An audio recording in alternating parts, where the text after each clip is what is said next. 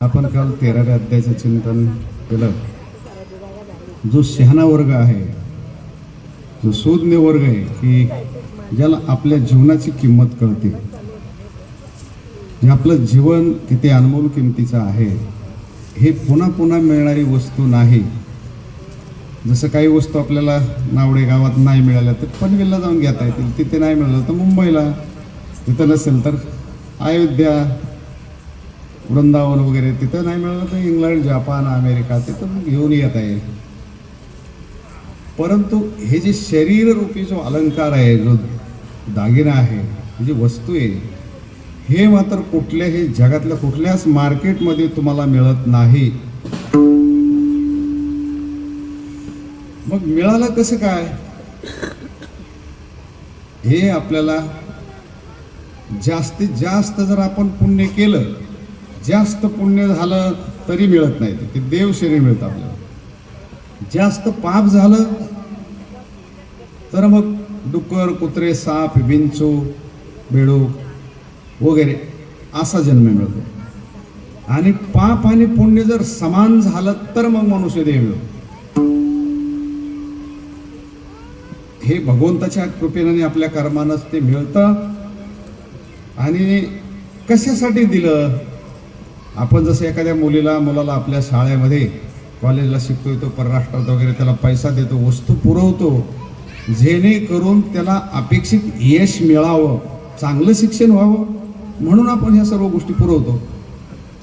तसा निसर्ग जो आहे, जो ईश्वर आहे, जो देव आहे, जो भगवान परमात्मा आहे, त्यानं आपल्याला हे दिलेलं आहे. आणि त्याचा हेतू हाच आहे की त्या नरदेहावर, त्या जीवावर, नरदेहाच्या याच्यावर, बळावर, त्याच्या साधनेवर तुम्ही माझ्यापर्यंत यावेत. आणि मग नुसता नरदेह दिला नाही, त्या देहाबरोबर तुम्हाला त्या दिवशी सांगितलं 100 वर्ष आयुष्य. आता कधी 10-5 वर्ष एखादं जास्त जगत असेल किंवा त्याच्या अगोदरही काही 60-70 मध्ये जात असतील, पण शत गणिले ते अर्ध रात्र खाय म्हणजे शत शब्दाचा अर्थ 100 वर्ष आयुष्य आहे. आणि ते आयुष्याबरोबर आपल्याला ईश्वर आणि विषय असे दोन आपल्यापुढे दोन असे घटक ठेवलेले आहेत. दोन वस्तू आहेत, एक देव आहे आणि एक प्रपंच आहे. प्रपंचिकाचे 10 विषय, इंद्रियाचे 10 विषय आहे. जसं तुम्हाला त्या दिवशी सांगितलं की अर्जुनानं देवच घेतला आणि दुर्योधनानं देवाचं घेतलं. आता आपल्या आयुष्यामध्ये आपण काय घ्यायचं आणि काय घ्यायला आपल्याला पाठवलं? देवानं आपल्याला फक्त याच्यासाठी जे साधनं दिलेले आहेत, दिली इंद्रिये हात पाय कान, जेणे तू जोडशी नारायण. जोडशी म्हणजे तू प्राप्त करून घेशील. नासे जीवपण भवरोग, पुन्हा जन्माला यावं लागणार नाही, असं संपूर्ण जीवन येणं जाणं हे नष्ट होईल. याच्यासाठी तुला ते प्राप्त करून घ्यावं लागेल भगवान परमात्म्याला. त्याला प्राप्त करून घेण्यासाठी, त्याची पूजा करण्यासाठी, टाळ वाजवण्यासाठी, टाळे वाजवण्यासाठी हात दिले, पाय त्याची तीर्थयात्रा कथा कीर्तन ऐकण्यासाठी याच्यासाठी दिले, डोळे पाहावा विठ्ठल, तोंड बोलावा विठ्ठल, कान ऐकावा विठ्ठल, याच्यासाठी दिले. आणि मग हे पहिलं कर्तव्य आपलं हे आहे की आपल्या जीवनामध्ये देव आणि संत, ज्ञानेश्वरी सारखा पवित्र ग्रंथ आपल्याला समजला पाहिजे, कळला पाहिजे, समजून घेतला पाहिजे. याच्यासाठी आपलं हे मानवी शरीर आहे. आणि त्याच्या अतिरिक्त प्रापंचिक जीवन आहे, मुलं बाळं नातू पंतू काय जे असेल, घरदार जमीन दुकानदारी नोकरी सर्व्हिस शिक्षण वगैरे, हे जे आहे पहिलं कर्तव्य भगवत प्राप्ती. त्याच्यानंतर मग ह्या अवांतर गोष्टी बाकीच्या ते आपल्याला आपल्या लक्षात येतं. आपल्याला असं वाटतं की जन्माला आलोय ना, मग आपलं हे प्रापंचिक विषय जीवन हेच आपलं जीवन आहे. आणि देवाचं जे आहे ते जमलं तर बघू उरलेल्या वेळेत. माऊलीच्या वयात आता याच्यावर खूप गोड होई बाबा, काहींची लक्षात ठेवा. आता मला सांगा, तुम्ही घरातून निघले आणि मंडपाकडे निघाले, तुम्ही कशासाठी? ज्ञानेश्वरी ऐकायसाठी, बरोबर? काही कोणी आम्ही आळंदीहून आलो ज्ञानेश्वरी सांगण्यासाठी, तुम्ही इथं ज्ञानेश्वरी ऐकण्यासाठी. आता आम्ही आळंदीहून 7 दिवसासाठी ज्ञानेश्वरीचं चिंतन तुम्हाला सांगण्यासाठी आलो आणि आम्ही ते बाजूला ठेवलं. आणि इथं जर कुणाचे लग्न जमवणे, कुणाचे लग्न मोडणे, कुणाचे काही बाकीचे काय खरेदी नाही म्हणले, आज मुंबईला जायचं, मुंबईला खरेदीला का नाही म्हणले, तिथं धोत्र कपडे वगैरे बाकीचे सर्व वस्तू मिळतात. आता 7 दिवस टाईम आहे, मग तिकडंच येणं जाणं, इथं जेवण करायचं, तिकडे जाऊन खरेदी करायची. तुम्ही काय म्हणाल, वा भारीच महाराज बरं का, ज्ञानेश्वरी सांगायला आले आणि खरेदी करायला लागली म्हणणार नाही का? तुम्ही मंडपामध्ये आलेत आणि मध्येच जर भाजीपाला काय मार्केट खरेदी करत राहिले, 2 तास गेले निघून, तुम्हाला घरची माणसं काय म्हणतील? तुम्ही ज्याच्यासाठी गेले ते तर बाजूला ठेवलं, हे भाजीपाला तर उद्याही मिळाला असता, पण जे गेलेलं गेलं ना, ते चिंतन आहे. म्हणून तसंच माऊली म्हणतायत, आपल्याला माऊली म्हणतायत आणि भगवान परमात्मा अर्जुनाला सांगतो, अर्जुना पाहे पा शरीराची या गावा.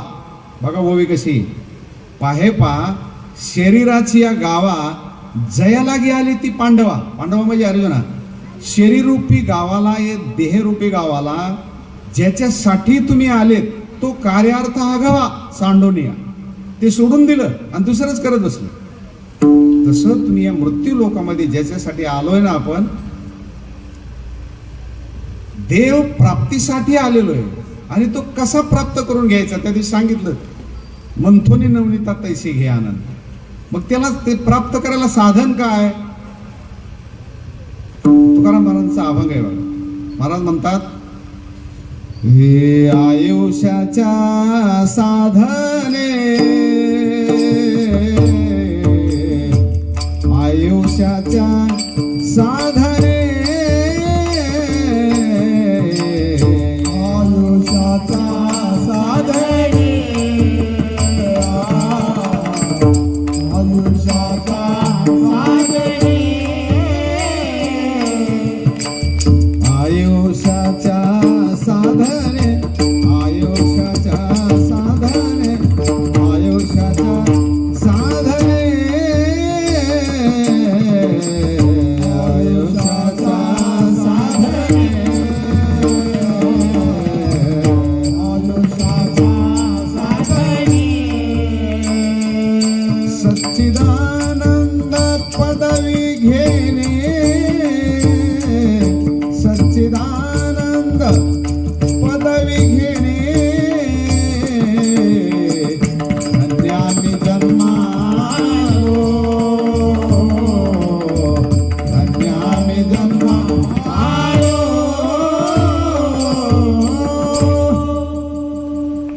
धन्यामी जन्मालो, दास विठोबाचे झालं. आयुष्याच्या साधने सच्चिदानंद पदवी घेणे. घेणे म्हणजे तुमच्याकडे ती नाहीये, ती घ्यायची, पण कशाच्या मोबदल्यात घ्यायची? आयुष्याच्या साधने. तुम्हाला जे 100 वर्ष आयुष्य दिलंय ना निसर्गानं, ते साधन आहे. त्याच्या जीवावर तुम्हाला सच्चिदानंद पदवी, म्हणजे तुम्हाला देव व्हायचंय. आणि तुकाराम महाराजांचा अभंग आहे, ते म्हणतात, आम्ही हे मिळवलं, धन्य आम्ही जन्म आलो, दास कुटुंबाचे झालो, दास विठोबाचे झालो. आपलं काम आहे, आपण दास. तुकाराम महाराजांचा अभंग आहे, धन्य आम्ही धन्य आहोत, जन्माला आलो. आणि त्या 100 वर्षाच्या आयुष्याच्या आतच 50च्या आत भगवान परमात्म्याची प्राप्ती करून घेतली. आम्ही देवच झालो, देव मिळवला नाही, आम्हीच देव झालो. इतर पोत्या तुम्हाला सांगता तुम्हाला देव मिळवायचा आहे. ज्ञानेश्वरी हे सांगते, देव मिळवायचा नाही, तुम्हीच देव आहात, तुम्हाला देव व्हायचंय. देवचे झाला तुका, असं आहे. ही संत जी आहेत ना, यांनी देव मिळवला हा खूप कमी भाग आहे. खरं जे जीवन आहे ना, ते देव झाले. देवाची पूजा कमी होती, एवढी माऊलीची पूजा होती. देवाच्या ग्रंथावर भाष्य केलं जात नाही, देवाच्या ग्रंथावर प्रवचन दिलं जात नाही. हे माऊलीच्या जगद्गुरु तुकोबरायांच्या, मिळोबराय, जनाबाई, मुक्ताबाई, निवृत्तीनाथ महाराज, सोपान काका, नामदेव महाराज आदी करून जगद्गुरु तुकोबरायांच्या या वाणीवर बोललं जातं. देव झाले ते. देवाचे ते आपण जे म्हणतो ना, नाही मग त्यांना काय, ते देव अवतारी. देव अवतारी नाही आहेत, माऊली देव अवतारी नाही, तुकाराम महाराज नाही, ते देव झाले. देव अवतारी म्हणल्यावर त्यांचं प्रयत्न शून्य होतात, प्रयत्न केले, ते देव झाले. म्हणून तुम्हाला ही जी ज्ञानेश्वरी टाइमपास म्हणून ऐकायची नाही वार्षिक सप्ताह मग आता वेळ आहे मग ऐका असं नाहीये. पावलोपावली दिवसानं दिवस त्या परमात्मेच्या जवळ जायचे, त्या माऊलीच्या जवळ जायचे आणि एक दिवस तुम्हाला माऊली व्हायचे, तुम्हाला देव व्हायचे. पेंद्या सुदामा वाकड्या बोबड्या गोपिका ह्या देव झाल्या. आणि खरं सांगू तुम्हाला त्या विरहामध्ये जो आनंद असतो वस्तू मिळवण्यामध्ये नाही आनंद, आपल्याला मिळवायची, आपल्याला तसं व्हायचं ह्याच्यामध्ये आनंद असतो. त्याची अहोरात्र आपल्याला ती गोडी पाहिजे, ओढ पाहिजे. नाही आपल्याला जे माऊली सांगताय, संत सांगतात, आम्ही अर्थ त्याचा सांगतो ते माऊलीने सांगून ठेवलेलं आहे. आम्ही हे आमच्या पदार्थ सांगत नाही, हे माऊलीने, तुकोबराने, ह्या संतांनी, तुकाराम महाराजांनी डोंगरावर जाऊन गाथा लिहून ठेवली, त्याच्यातला अर्थ आहे. ज्ञानेश्वरी माऊलीने लिहून ठेवली, त्या अर्थ सांगतो. एवढंच आहे, तुम्हाला वाचून ती सहजासहजी कळत नाही आणि आम्ही कळण्यासाठी 39 वर्ष घातली म्हणून ते कळतंय. तुम्ही जन्माला आल्यापासून संपूर्ण हे घरदार, नोकरी, कामधंदा, मुलं बाळा, नातूपंतू इथपर्यंत जीवन घातलंय. देवासाठी काहीच केलं नाही, ज्ञानेश्वरी समजावी याच्यासाठी काही केलं नाही. माझ्याबरोबर 48 पोरं होते जो मला संस्थेत शिकायला. 48 पैकी त्यांना नाही जमलंय. BCom झालेले होते, शिकलेले होते. त्यांनी मग छोटे छोटे जे साध्या साध्या पोते आहेत, रामायण, तुलसी रामायण, काय पुराण वगैरे ते गाठले. ते मला म्हणायचे हे अवघड आहे, हे तू शिकले तुला जमायचं नाही, हे अवघड आहे मला म्हणायचं. मी म्हटलं जे अवघड आहे तेच मला जमवायचं, जे अशक्य आहे तेच शक्य करून दाखवायचं. सोनच घ्यायचं, उगं पितळाच्या आमट्या बोटात घालून काय उपयोग आहे त्याचा? चांदीच्या पितळाच्या काय त्याला काय उपयोग आहे? थोडंच घाला. पण सोन्याचं सोनं तसं परमार्थ थोडाच करा. थोडेपरी निरे निरस दूध.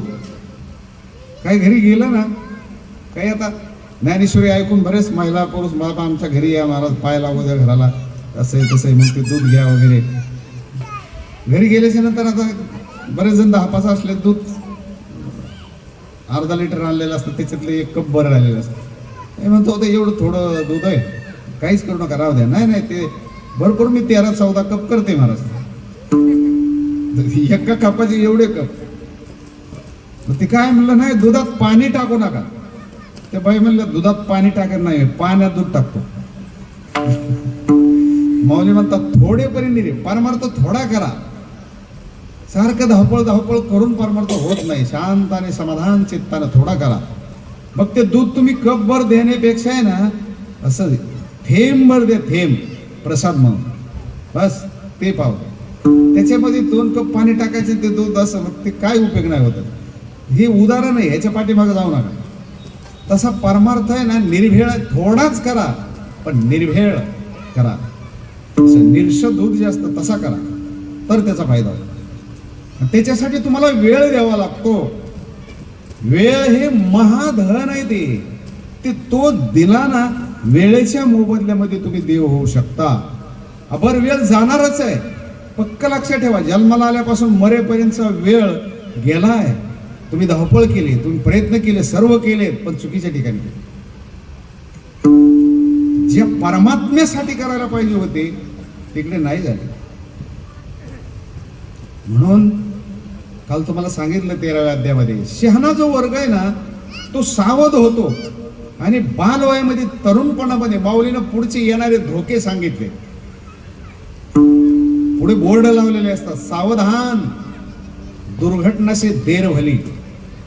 पुढचा जो रस्ता आहे अतिशय कठीण घाट सुरू होत आहे. तुम्ही तिकडं खोपोली घाट आहे, तिकडे माळशेज घाट आहे, खंबाटकी घाट आहे सातारा जिल्ह्यामध्ये. अशा ठिकाणी जर तुम्ही गेले तर तिथं काय होतं जीवनामध्ये, तो आधी खाली बोर्ड असतात, रामकृष्ण हरी या महाराज वर या. माझे मित्र हरिभक्तपरायण रामकृष्ण महाराज घडत आपल्या कथेला आले.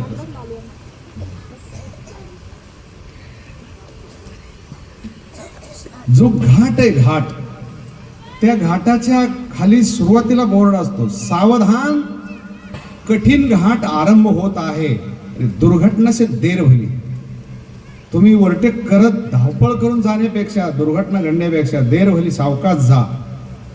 जिथं घटना घडतात ते चुकीचा घाट आहे. मग शहाणा ड्रायव्हर जो आहे तो आपले स्टेरिंग आहे, काय ब्रेक वगैरे सर्व तपासून मग त्या घाटात गाडी घालतो. माथेरानला मला माहित नव्हतं, सुरुवातीलाच ते म्हणले इथं ड्रायव्हर मिळतोय. म्हणलं मी ड्रायव्हर आहे ना. नाही म्हणले तुम्हाला जमणार नाही. म्हणलं ठीक आहे बघू. माथेरान सरळच घाट आहे, स्कॉर्पिओ गाडी होती तेव्हा, घातली घाटात गाडी, सहज गेलो मी वर घेऊन. कठीण घाट आहे, पण तिथं गाडी जी आहे ना तुमची पुढे नाही गेली तरी चालेल, पण जर मागे सरली ना तुमची गाडी, तुम्ही गाडीतली बॉडी सर्व काय आहे ते सर्व समाप्त होऊ शकतं. मग तो घाट आहे, कधी दक्षता घ्यायची, घाटात गाडी घालायची नाही. घातलीच तर ती रिवर्स येता कामा नाही, पुढे गेली पाहिजे. नाहीच पुढे गेली तर जागेवर तरी थांबली पाहिजे. तसं मानवी जीवन जे आहे ना, हे संसार हा मोठा घाट आहे, बडा बिकट घाट आहे. म्हणून सावध रीतीने त्या घाटातून आपल्याला जाता आलं पाहिजे. हे जीवन आहे. म्हणून माऊली म्हणतात पुढे येणारे जे धोके आहेत ना, ते माऊली जागोजाग सांगतायत की हे रस्त्याने जाऊ नका, कठीण घाट आहे. जायचं असेल तर सावध रीतीने जा. बालवयामध्ये, तरुण वयामध्ये त्या ज्ञानेश्वरीच्या दिशेने निघा. बाकीची पुराणं, बाकीच्या पोत्या मराठवाड्यामध्ये तुम्ही आळंदीला आले तर जवळजवळ रामायण, भागवत वगैरे, तुलसी रामायण सांगणाऱ्या जवळजवळ 100 ते 200 महिला आहेत आळंदीमध्ये. आणि महाराष्ट्र लेवलला जे 1000-2000 आहेत. ज्ञानेश्वरी सांगणारी महिला अजून जन्माला आली नाही. आणि मला 39 वर्ष आळंदीमध्ये होत आहे. आळंदीमध्ये अजूनही ज्ञानेश्वरी भावकथा करणारा माणूस अजूनही जन्माला, 39 वर्ष. मराठवाड्यामध्ये पूर्व माझे गुरुजी आहेत तिकडे आणि आळंदीकडे मी आहे. मला हे सांगायचे कळत नाही असं नाही.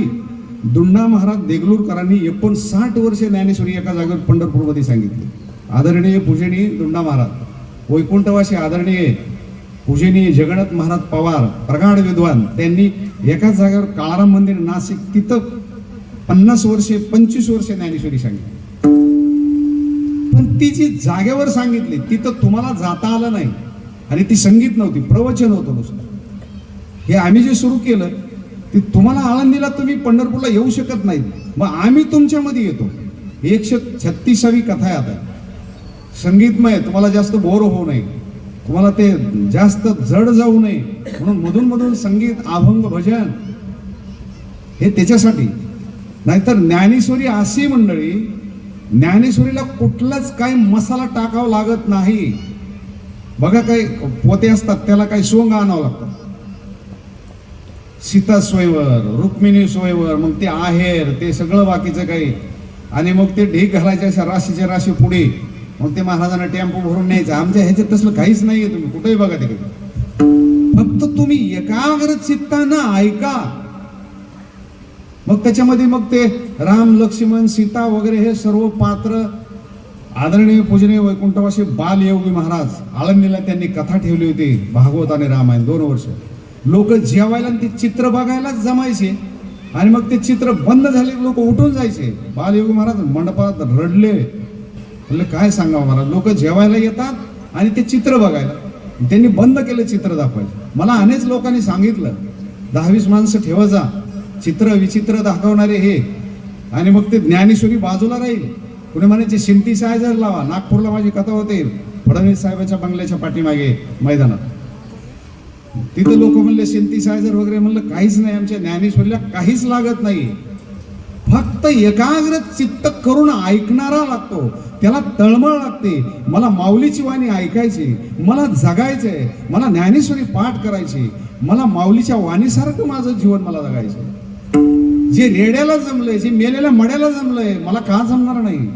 जे जनाबाईला जमलंय हो, ते आपल्याला का जमणार नाही? ही तुमची तळमळ पाहिजे. म्हणून काही वस्तूला त्याला तिखट, मीठ, मसाला लावून चव आणावी लागते. साखर, गुळ टाकावं लागतं. त्याला गुळांबा म्हणतात, मोरांबा काय म्हणायचं ते म्हणा, पण त्याच्यात दुसरे पदार्थ टाकून त्याला चव आणावी लागते. तसंच जो मध असतो, मधाला काहीच टाकावं लागत नाही. टाकावं लागतं काय काय मधाला? त्याच्यात काय तिखट, मीठ, काय गुळ, साखर घालावं लागते का? निसर्गतः गोड आहे. तशी ज्ञानेश्वरीला कुठलाच आधार घ्यायची गरज लागत नाही, कुठला मसाला टाकायची गरज नाही. निसर्गतः ती गोड आहे, अतिशय गोड आहे. आणि माऊलीची वाक्य आहेत बघा, माऊली काय बोलतायत. अमृतातेही पैजा जिंके ऐसे अक्षरे रसिके मिळवी. अमृताला सुद्धा पैज लावून जिंकतील असे माझे अक्षर आहेत. आणि अक्षरे उर्दू आणि याच्यामध्ये नाही आहेत. हे मराठीचे नगरी ब्रह्मविद्येचा सुकाळू करी. घेणे देणे सुखची वरी होय दिया नावड्या नाही. नुसतं नावडे गावापूर या जगा. म्हणून ज्ञानेश्वरी ऐकताना आपल्याला काहीतरी घेऊन जायचंय. आणि माऊलीची वाणी आपलं कल्याण करणारी, आपलं जीवन जीव आहे पण तो देव बनवणारी वाणी. फक्त त्या भावनेनं ऐकायला शिका. आणि माऊली ज्ञानेश्वरीचे नुसते पारायण करायला सांगत नाहीत. काय सांगतात बघा तुम्ही, फक्त ऐका. ऐके बापा धनंजया परेसनेयाच्या राया, ऐके बापा धनंजया तरी अवधान ऐकले दिजे. एकाग्र चित्त करून ऐका. इकडे तिकडे काही नाती सांभाळायला नातू सांभाळायला इथं घेऊन येऊ नका. हा, ते ऐकत असतील तर ठीक आहे, पण त्यांच्या खेळण्यात त्यांना आवरण्यामध्ये तुमची 2 तासाची ती नाती सांभाळण्यात माती होऊन जायची त्या प्रवचनाची. म्हणून ऐकायचंय ना, तिथून निघल्याबरोबर एकाग्रचित्ता नाही. कानच करी का सर्व इंद्रियाचे, नाक तोंड इंद्रिय सर्व इंद्रियाचे कान करून हे श्रवण करावं लागतं. तरीच हे उपयोगात जाईल, नाहीतरी गोटी होईल मुकिया बाहेर माऊली. आयशे हळवारपण जरी येईल, बघा शब्द कसे माऊलीचे. आयशे हळवारपण, अति नाजूकपणानं ते ऐकावं लागतं. आयशे हळवारपण जरी येईल तरीच हे ज्ञानेश्वरी हे मी जे बोलतोय ना ते उपयोगात जाईल, तरच तुम्हाला उपयोगाला येईल. एरवी गोटी होईल मुकया बहिऱ्याची. मुक्यानं सांगायचं आणि बहिऱ्यानं ऐकायचं असं होईल. ही ज्ञानेश्वरी ही माऊलीची वाणी आहे आणि अतिशय कळकळीनं आणि तळमळीनं लिहिलेली. फक्त तुमचं भलं व्हावं यासाठी माऊलीने काय केलं तुम्हाला पहिल्या दिवशी सांगितलं, अजून सांगू जातो, ऐका. ब्रह्मदेव होण्यासाठी ब्राह्मण समाजामध्ये 100 वर्ष 100 जन्म घ्यायचे आणि ब्रह्मकर्म पार पाडायचे यथा सांग. आणि मग तेव्हा तो ब्रह्मदेव होतो. ब्राह्मण कुळामध्ये, पवित्र ब्राह्मण कुळामध्ये 100 जन्म घ्यायचे आणि 100 जन्म घेऊन यथा सांग ब्रह्मकर्म पूर्ण करायचे 100 जन्मात. त्यावेळेला तो ब्रह्मदेव होतो. इंद्र जर व्हायचं असेल 101 जन्मा मावले होता. जन्मोनी ब्रह्मकर्मा करी तोची ब्रह्मा आन नोहे. आणि इंद्र जर व्हायचं असेल, माऊलीला विचारलं आम्हाला इंद्र व्हायचे. इंद्र म्हणजे नावाचा इंद्र भान नाही. इंद्र म्हणजे स्वर्गाचा राजा, सगळ्या देवदेवताचा राजा, तिथला पंतप्रधान व्हायचंय. मग काय करावं लागेल? माऊली म्हणतात मनती संसारी जन्मी जे यज्ञाधिक कर्म कीजे. बघा शब्द कसे, यज्ञाधिक कर्म कीजे. यथा सांग 100 जन्म घ्यायचे आणि 100 यज्ञ पार पाडायचे, कुठलाही व्यक्ती नाही, तर मग तो इंद्रदेव होतो. आणि जर आम्हाला माऊली व्हायचं असेल तर बघा, ब्राह्मण कुळात 100 जन्म घ्यायचे, चांगलं कर्म करायचं ब्रह्मकर्म आणि ब्रह्मदेव. 100 जन्म इंद्राचे घ्यायचे मनुष्य जन्मात आणि मग यथा सांग यज्ञ कर्म करायचं, मग तो इंद्र होतो. मग माऊली व्हायचं असेल तर काय करावं लागेल? माऊली व्हायचं असेल तर भगवंत सांगतायत बाबा नामदेवा, माऊलीसारखा महावैष्णव पूर्ण जगातलं विश्वातलं ज्ञान, विश्वातली बुद्धिमत्ता, जगातलं विश्वात वर्ल्ड मधलं प्रेम, सौंदर्य, बुद्धिमत्ता, करुणा, दया, क्षमा, औदार्य हे सर्व एकत्रित करून एक माऊली घडवले तुम्ही. बघा नामदेव महाराज अभंगलीत भगवंत बोलतायत, पूर्वी अनंत भक्त झाले, पुढे भविष्य बोलले, परिनिवृत्ती ज्ञान देवे सोडविले अपार जीव जंतू. माझ्या माऊलीसारखा भक्त पुन्हा होणे नाही. मग काय करावं लागेल व्हायचं म्हटलं तर ऐका, मग भगवंत काय म्हणतात. भगवंत म्हणतात माऊली, एक माऊली तयार होण्यासाठी 3,61,000 वर्षाच्या तपश्चर्या लागतात. इंद्राला 10,000 वर्षाची तपश्चर्या लागतात, ब्रह्मदेवाला 10,000 वर्षाची, माऊली होण्यासाठी 3,61,000 वर्षाचे तप लागतं, त्याची पुण्यही तुमच्याकडे लागती आणि मग ज्ञानेश्वर महाराज सारखा एक महावैष्णव जन्माला. हे जीवन आहे. किती महागडं जीवन असेल. आता एवढं महागडं जीवन घेऊन माऊली आले. माऊलीला काय मुलगी मिळत नव्हती, माऊलीला काय सासू सासरे मिळाले नसते, पाहुणे मिळाले नसते. पण ते नाहीये जे दुःख आम्ही चौघा भावानी भोगलंय, ज्या माझ्या आईनं आणि वडिलांनी प्रयागराजला जाऊन देहांत प्रायश्चित घेतलेलं आहे, ते जगात कुणाच्या वाटेला येऊ नये म्हणून, जगाचं कल्याण व्हावं म्हणून ही ज्ञानेश्वरी आम्ही 7 दिवस ज्ञानेश्वरी सांगतोय. आम्हाला 1,00,000, 2,00,000, 10,000, 20,000 वगैरे वगैरे काय असेल, जसं असेल तसं लोक देतात. माऊलीने ज्ञानेश्वरी तुम्हाला दिली. काय केले, काय दिलंय तुम्ही माऊलीला, नीट समजून घ्या. नागपूरला मी फक्त एका ओळीवर 7 दिवस बोललो. लोकांची इच्छा होती 7 दिवस एका ओळीवर. त्याला म्हणलं तसं काय नाही, वर्षभर बोलू शकतो. एक ओळीवर 7 दिवस बोललो. 1,01,000 रुपये पाकिट भरलं होतं त्यांनी मला. मला सांगा ओव्या किती, तो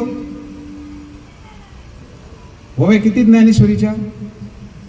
9,033 आहे. 10-5 कमी जास्त, 9,033 ओव्या ज्ञानेश्वरीच्या. आता एका ओवीची किंमत, एक ओवी सांगितली तर 1,01,000 रुपये पाकिट भरलं. आता 9,000 ओव्याचे किती लाख झाले, किती पैसे झाले? ही श्रीमंती ज्ञानेश्वरीची, ही माऊलीची श्रीमंती. हे धन तुम्हाला माऊलीने दिलंय, ती देती. तुम्ही दुबळे दरिद्री की तुम्हाला ते कळत नाही. आपल्या जीवनामध्ये आपण ते आजमावत नाही. आपण दुसऱ्याच पोत्यावर भरडीत बसतो आयुष्यभर. शहाणा शेतकरी ना बनगट उधळत बसत नाही. रास धान्याची रास तो ढीकच्या ढीक भरत असतो. आपलं जीवन ते रास बाजूला ठेवतो आणि जे बनगट आहे ते कोंडा आहे ना, तो उपनीत बसतो आयुष्यभर. त्याच्यात काहीच नसतं. ते बाकीच्या पोत्या तुम्ही किती उचकत राहा, त्याच्यात काहीच नाही. पोट भरण्याचं साधन आहे. किंबहुना याचे भजन हे तो केवळ संसाराचे साधन, हे जीवन आहे.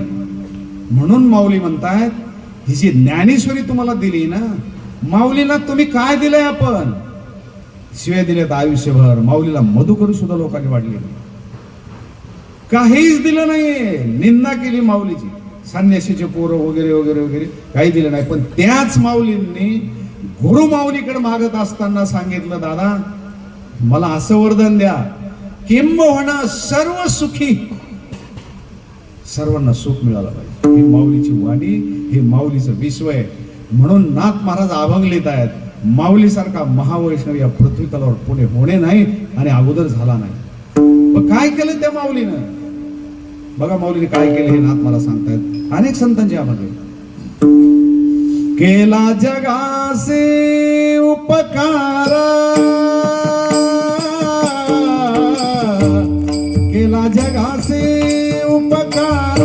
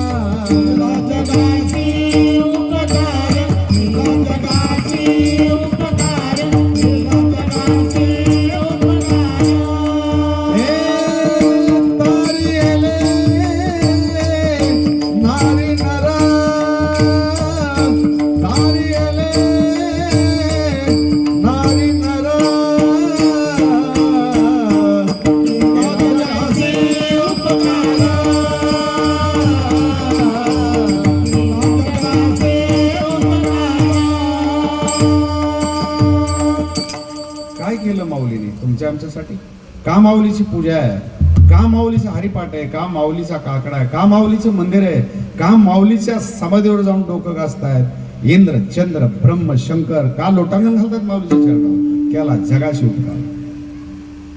तुम्ही आता थोडस गैरसमज करू नका, मला सत्य सांगतो. अनेक संत आहेत, शिर्डीचे साईबाबा आहेत, तुमच्यासाठी काय केलं? काय ग्रंथ त्यांनी लिहिलाय का? त्यांच्यावर ग्रंथ लिहिणं वेगळं आहे मंडळी, नीट समजून घ्या काय बोलतो. त्यांच्यावर पोत्या लिहिणारे माणसं आहेत, त्यांनी तुमच्यासाठी काय केलं? अनेक लोक आहेत, अनेक संत आहेत असे, पण आमचे जगद्गुरु तुकोबराय, माऊली, जनाबाई, मुक्ताबाई, सोपान काका, नामदेव महाराज यांनी तुमच्यासाठी केलंय. तुकोबरायांनी स्वतःचा जाळोनी संसार बैसलो अंगणी, नाही तुझे मनी मानसी. माझा संसार मी सोडून दिलाय, जाळलाय, शून्य घातलंय, पण जगासाठी गाथा लिहिली.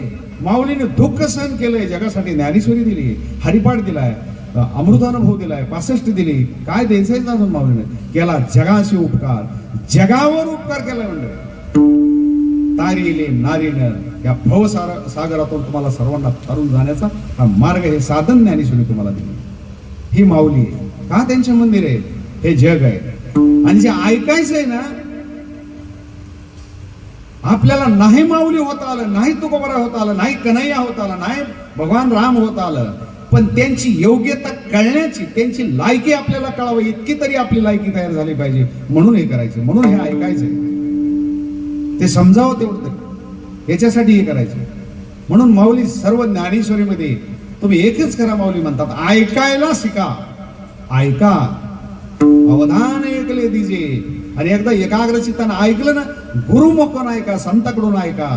तुम्हाला जमत असेल तर तुम्ही ऐका, तुम्ही वाचा, समजून घ्या. आम्ही आज सांगतोय लाखो लोकांना, 39 वर्ष आम्ही आमच्या गुरुमाऊलीकडे शिकलोय, जोग महाराज संस्थेमध्ये गुरुजनांचं ऐकलंय, त्यांचं ऐकलंय. म्हणून तुम्ही कुणाचं तरी ऐकलं तरच तुमचं कोणीतरी ऐकेल. तुम्ही जर तुमच्या मनानंच जर तुम्ही मनोमार्गे गेला, तुमच्या मनानं निघाले, तर तुमचं कोण ऐकेल?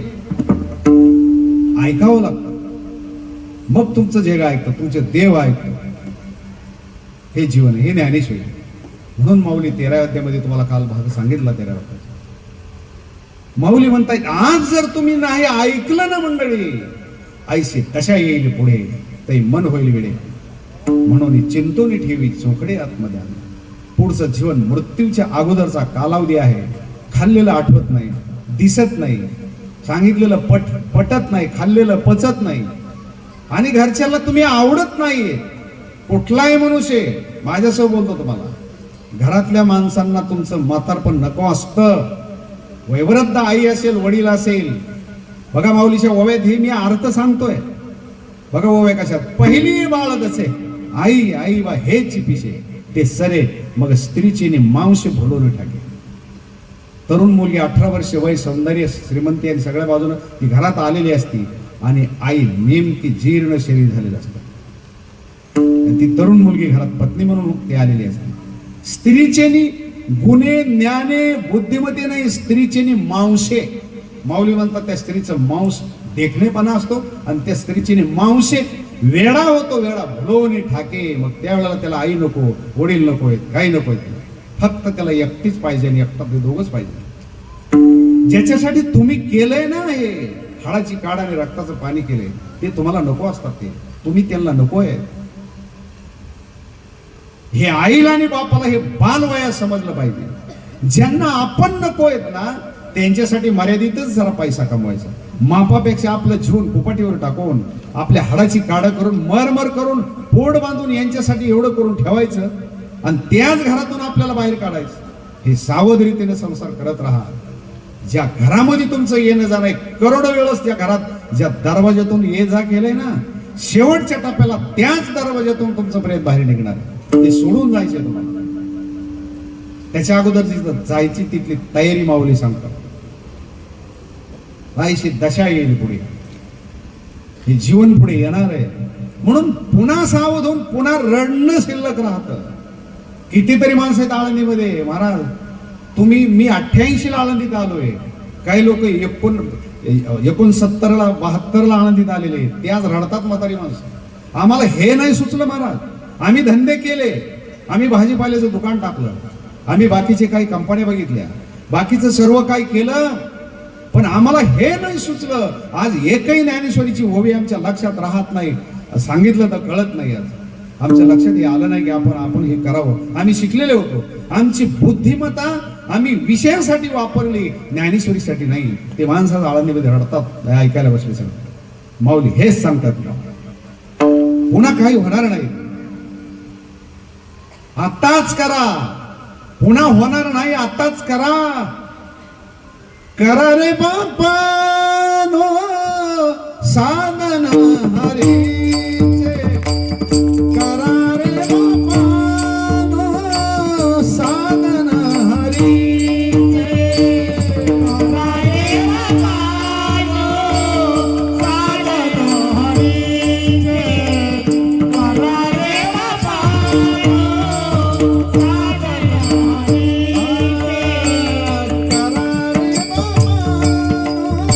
बापानो साधन हरीचे, करा रे बापानो साधन हरीचे, करा रे बापानो साधन हरीचे, करा रे बापानो साधन हरीचे.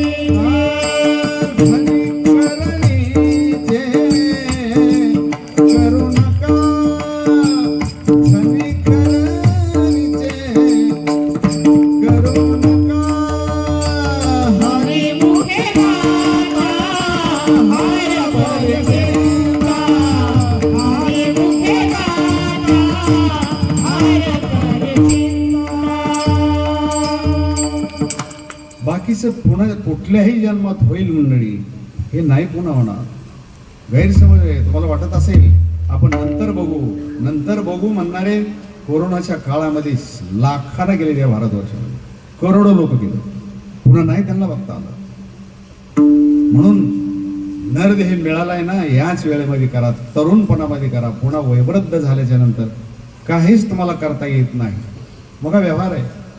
आपलं घर जळालं, जळू नाही कोणाचं, जळालंच, पुन्हा बांधता येईल. रस्त्यामध्ये गेलं पुन्हा घेऊन बांधता येईल. मुलगा मेला पुन्हा होईल, पत्नी मिली पुन्हा मिळेल, पती वारला दुसऱ्या जन्मात मिळेल. सगळं मिळतंय. जमीन गेली पुन्हा घेता येईल, नोकरी पुन्हा मिळेल, पैसा मिळेल, सर्व काही पुन्हा मिळेल. पण परमात्म्याचं भजन, ज्ञानेश्वरी पुन्हा नाही मिळत. बघा शब्द कसे आहेत, साधूचे शब्द तुमच्या पुढे ठेवतोय.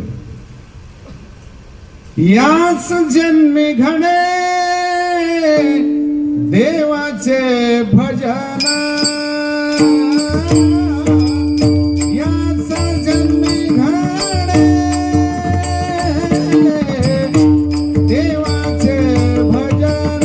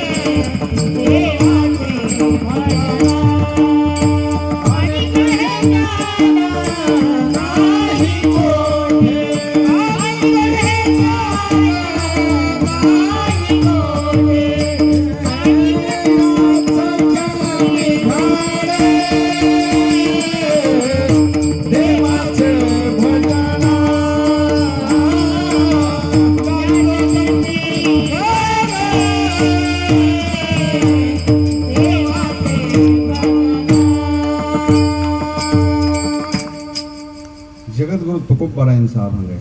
बघा कधीतरी गाता तपासून. याच जन्मी घडे, या जन्मातच पुन्हा गाढव, कुत्रा, बैल, म्हैस, गाय, साप, मुंगूस, हत्ती, या जन्मामध्ये काहीच घडत नाही. बस विशेष होऊन काहीच नसते. याच जन्मी घडे देवाचे भजन. अनेक हे ज्ञान कोठे नाही, हे अनेक इतर ठिकाणी हे ज्ञान कुठेच नाही. बाकीच्या गोष्टी जमून घ्या. मुलं बाळ, मनुष्य नरकातला किडा, गटारातला जरी किडा जरी होऊन आला तरी तिथं मुलं बाळ आहेत. तिथं पत्नी आहे, सासू सासरे आहेत, साडू मेहुणी मेहुणा पाहुणे सगळे तिथे, आई वडील आहे. त्याच्याशिवाय जन्मच होत नाही ना. मग ते कुठलं डुकराच्या जन्माला जाऊ, कुत्र्याच्या जाऊ, आहेत तिथं सगळे सोयरे दायरे आहेत. पण याच जन्मी घडे देवाचे भजन, भगवान परमात्म्याचं भजन. भजन शब्दाचा अर्थ संस्कृत मध्ये धातू भज भजती, भज भजती, भजनी सेवा, सेवा यमाचा धातू येतो, सेवा ज्ञानेश्वरीची असेल देवाची असेल, याच जन्मात घडते, इतर जन्मामध्ये नाही. पुनर्वित्तम पुनर्भार्या म्हणलेले. बाकीचं मिळतंय पण हे नाही मिळत. म्हणून माऊली म्हणतात पुन्हा ते म्हातारपणी नाही होत. म्हातारपणी कळतं पण वळत नाही, होत नाही कोणा, काहीच होत नाही. पश्चाताप, फक्त रडणे. हा पोरगा आमच्या समोर शेतीवर फिरत होता, पण आज पंतप्रधान झाला, देशाचा राजा झाला, राष्ट्रपती झाला, मुख्यमंत्री झाला, असे लोक म्हणतात. आपण कंपनीत एखादा सिक्युरिटी म्हणून आपल्याला ठेवत नाही, वॉचमॅन सुद्धा ठेवत नाही. का? तुम्हाला कळलं नाही. देह मिळला पण त्याचं महत्व कळलं नाही तुला. मानवी जीवन कळणं महत्वाचं आहे. ज्ञानेश्वरी तुम्ही किती वजे वागवा, तुम्हाला कळणं गरजेचं आहे. ज्ञानेश्वरी समजली पाहिजे. ओवीनं ओवी वाचल्याबरोबर तिचा अर्थ, तिचा प्रवाह कुठल्या दिशेनं वाहतोय हे तुम्हाला कळलं पाहिजे. आणि माऊलीची वाणी कळणे म्हणजे तुम्ही माऊलीच्या जवळ जाणे, माऊलीच्या हृदयामध्ये तुम्ही एंट्री करणे, माऊलीनं तुमच्या हृदयामध्ये येणे. तुम्हाला ज्ञानेश्वरी कळावी, गाथा कळावी, कळलं पाहिजे. कळून घ्यायचंय, करायचं नाहीये. करायचा आहे तो संसार, कळून घ्यायचा आहे तो परमार्थ. कळेपर्यंत करायचा आहे. संसार मरेपर्यंत करावा लागतो, परमार्थ कळेपर्यंत करायचा आहे. 4-4 महिने मी ज्ञानेश्वरीची ओवी तर वाचत नाही. आळंदीमध्ये राहतोय आम्ही, हे सत्य सांगतो तुम्हाला. 4-4 महिने माऊलीच्या दर्शनाला जात नाही. का? माऊलीच्या समाधीला तुमच्या कपाळाचं कातड निघेपर्यंत जरी घासली का तुमचं कपाळ, आपलं माऊलीला दया येत नाही, कधीच नाही. का? माऊली म्हणतात हे गबाळ्या, अरे माझा आत्मा मी ज्ञानेश्वरीमध्ये ठेवलाय रे. साक्षात माझं प्रेम, माझी भक्ती, माझी विरक्ती, माझा औदार्य जर तुम्हाला हवंय ना, माझं प्रेम तुम्हाला पाहिजे ना, संपूर्ण मी ज्ञानेश्वरीमध्ये ठेवले. तिथं डोकं लावा, तिचं हृदय बघा, तिच्यामध्ये मी. ते पुस्तक नाही, साक्षात माऊली. माऊली म्हणतात त्याच्यात मी. हा व्यवहार आहे समाधीला जाऊन. ठीक आहे, पांडुरंगाच्या दर्शनाला जा तुम्ही, बघा, तुम्ही बघायला मिळेल पांडुरंगाचे पाय उघळलेत. उघळलेत का नाही बाबा देवाचे पाय? कशाने? काय दगडे घासलेत का त्याच्यावर? कशाने उघळले? कशाने उघळले नावडेकर? अहो तुमच्या आमच्या कपाळानं घासून उघळले. पायामध्ये बदल झाला, पाय उघडले, पण तुमच्या आमच्या कपाळात काहीच बदल नाही. तिथून आले की पुन्हा लागले दारू, मच्छी, मटण, काय चोऱ्या माऱ्या जे आहे ते धंदे सोडून. नाही म्हणले आम्ही दर्शन घेतलं, की कपाळ घासून दर्शन घेतलं. ठीक आहे, देवाचे पाय उघडले तुमच्या कपाळानं, ते देवाच्या पायात बदल झाला, पण तुमच्यात काहीच बदल होत नाही. म्हणून ज्ञानेश्वरीमध्ये माऊलीने जगातलं ज्ञान टाकलंय. माऊली म्हणतात तिला माग, आणि असं माग. माऊली पहिल्या दिवशी ओवी सांगितली, पुन्हा सांगतो तुम्हाला, पुढती पुढती पुढती या. बघा शब्द तुम्हाला वाचत असताना तुम्ही अशी जर ज्ञानेश्वरी वाचली तुम्हाला काही समजणार नाही. तिचे संकेत कळले पाहिजे. माऊलीच्या समोर ज्ञानेश्वरी, माऊलीच्या मांडीवर ग्रंथ. माऊली म्हणतायत, हे साधका, हे मानवा, पुढती पुढती पुढती, पुन्हा पुन्हा पुन्हा पुन्हा पुन्हा पुन्हा. आणि बघा माझ्या हाताकडे बघा, माऊली म्हणतात या ग्रंथ पुण्य संपत्ती. हा जो ग्रंथ आहे ना, ही माझ्या अनेक जन्माची पुण्याची संपत्ती. आणि मग आम्ही काय करावं? सर्व भोवती, माऊली म्हणताय सर्व भोवती पशु पक्षी सुद्धा परिपूर्ण होईजे. तुम्ही जर तिला वाणी टच केली, ती जर समजून घेतली ना, तुम्हाला कुठल्याच बाबतीमध्ये गरीब ठेवत नाही, अर्धवट ठेवत नाही, परिपूर्ण होईजे सर्व भोवतीमध्ये. नुसते माणसं नाहीये, दलित, हरिजन, मुस्लिम, कोळी, माळी, ब्राह्मण, मराठा, भिसाडी, पारधी, लामानी, जे कोणी असतील जगातल्या सर्व जाती धर्मातली माणसं फक्त ज्ञानेश्वरीकडे या, परिपूर्ण होईजे म्हणलेलं आहे. डॉक्टर बाबासाहेब आंबेडकर हे भारताचे जे त्यांनी जे संविधान लिहिलंय ना, त्यांनी 62 साली एक मासिक लिहिलेलं होतं, त्याच्यावर पहिली ओळ होती, हे तर हृदयाचे ढिलेपण निकेशी नव्हे कारण संग्रामी जाणं पतन क्षेत्री अशी. ज्ञानेश्वरीला त्यांनी प्राण समर्पित केलेलं होतं. का ते एवढे मोठे बुद्धिमान झाले? जे आज जगामध्ये जे बुद्धिमान संत होऊन गेले, ते महात्मा होऊन गेलेले, हे ज्ञानेश्वरीला समर्पित आहे. ज्ञानेश्वरीचा अभ्यास केला आहे. म्हणून डॉक्टर बाबासाहेब आंबेडकर त्यांच्या त्या मासिकावर पहिली ओवी, हृदयाचे ढिलेपण, तुमचं जीवन हृदय तुमचं ढिलं होतं कामा नाही. ज्ञानेश्वरी कळत नाही. का कळत नाही? कळणारच. या दिशेनं तुम्ही प्रयत्न करून निघाले पाहिजे. ऐकायची म्हणजे ऐकायची. हृदयाचे ढिलेपण हे तर निकेशी नव्हे कारण. तुम्हाला जर जिंकायचं असेल ना, तुम्ही ती जिंकू शकत नाही. तुमचं हृदय जर ढिलं पडलं, अर्जुनाला तेच तर सांगितलंय कुरुक्षेत्रावर, क्लैब्यम मास मगम पार्थ नाही तत्व उपपद्येत क्षुद्रम हृदय दौर्बल्यम त्यक्तो तिष्ठ परंतप. हे अर्जुना, नपुंसकासारखे काय गोष्टी करतोस? अरे होई बळकट. तुझं मनन माघार घेतली नाही पाहिजे. तूच हे करू शकतोस. म्हणून 39 लाख लोक आहेत नावडेकर महाभारताच्या युद्धाला आलेले. 39 लाख. दुर्योधनाचे 24 लाख आणि अर्जुनाचे 15 लाख. पण एक परमात्मा जो सांगतोय ना, कुणाचं कडच बघत नाही, फक्त अर्जुनाला उद्देशून बोलतोय. अर्जुना उद्धरेद आत्मानात्मानम. तू तुझा उद्धार कर, बाकीच्या लोकांना मला घेणं नाही. तुझं कल्याण कर, तुझी कीर्ती कर, तू अजरामर हो आणि तोच जिंकणार आहे. या पृथ्वीचं भूषण, जगाचा आदर्श व्यक्तिमत्व म्हणून तोच आहेस. ऐक म्हणून समजून घ्या. ऐका, कळली पाहिजे. नाही वाईट आहे माणसं आपल्याला कळले पाहिजे. कसे गोड बोलतात आणि कसे टाळतात, आपल्याला कसे काय कसे फसवतात. चांगलं विषय कळलं पाहिजे आणि अमृतही कळलं पाहिजे. उलट चांगले माणसं उशिरा कळले तरी चालतील, पण वाईट माणसं अगोदर कळले पाहिजे. हा तुकाराम महाराजांचा अभंग आहे. जे बोलतोय ना तुम्हाला, बघा अभंग कसा आहे. हे तुका म्हणे त्याचे कळल्या मावर मा. तुका म्हणे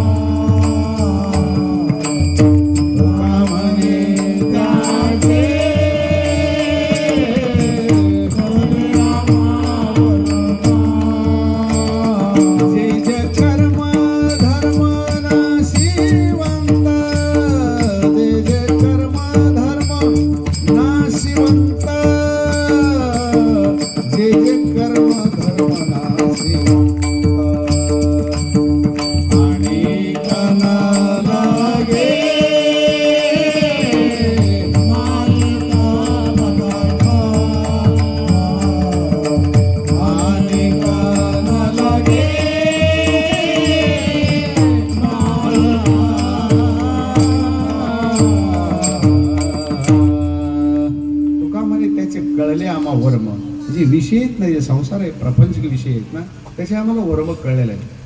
त्याचं कर्म आणि त्याचं धर्म.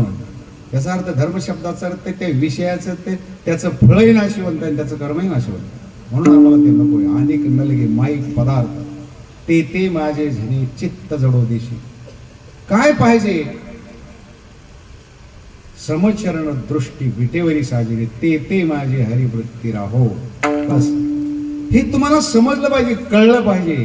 घरातली माणसं पत्नीला पतीचा स्वभाव कळला पाहिजे, पतीला पत्नीचा स्वभाव कळला पाहिजे. आई वडिलांना मुलं कळले पाहिजे, मुलांना आई वडिलांचा स्वभाव जीवन समजलं पाहिजे, कळलं पाहिजे. शिष्याला गुरु कळला पाहिजे, गुरुला शिष्य कळला पाहिजे. ह्या सगळ्या गोष्टी कळल्या पाहिजेत. आणि न कळता जर तुम्ही वाटचाल केली तर जीवन उद्ध्वस्त होतं, नष्ट होतं.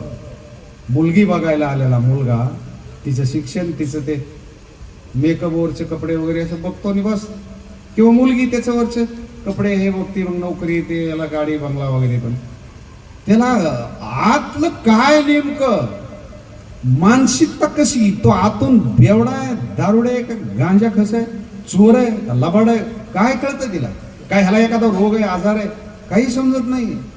ती फक्त वरून त्याचे पगार किती, घर कसं आहे, गाडी आहे का वगैरे. आणि होई तिला ते मग हळूहळू हळूहळू जी माणसं लग्न मंडपामध्ये महाराज उभे असतात, लग्न लावायच्या अगोदर ठिकाणी भटजी तुम्हाला सावध करतात, सगळी पब्लिक उभी असते. त्यावेळेला ते भटजी म्हणत असतात, अरे वेड्या, जिच्याबरोबर लग्न लावायचं तिचा स्वभाव तुला कळाय का, ती शेवटपर्यंत तुला साथ देईल का, किंवा हा तुला साथ देईल का. म्हणून ती सुरुवातच असते बघा, सावधान म्हणतात का नाही आपल्याकडे. सुरुवात ठीक असते, स्वस्ति श्री गणनायकं गजमुखं मोरेश्वरं सिद्धिदं बल्लाळो. आणि हे संपलं, सावधान, शब्दाला सावधान, सावध हो. तर एवढ्यावर सावध नाही झाला, मग शेवट भटजी विचार करतायत आता शेवटचा प्रयोग करून बघू.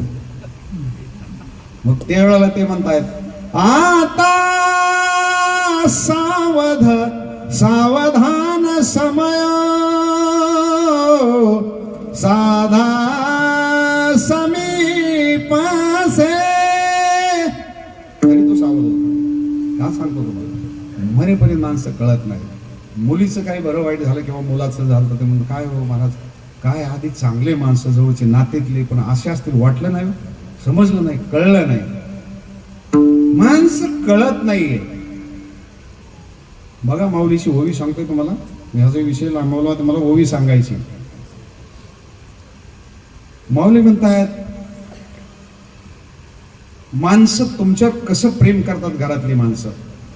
तुम्ही जोपर्यंत कमवून आणताय ना तोपर्यंत बघा, तुम्ही सकाळी सकाळी उठून लहान मुलांना सुद्धा बाजूला, पहिलं तुम्हाला चहा, पहिले गरम पोहे, इस्त्रीचे कपडे, हातात बॅग, सोडायला घराच्या बाहेर येते पत्नी, बघा हा वेळेवर या वेळेवर या, असं बरंच सकाळ चालतं.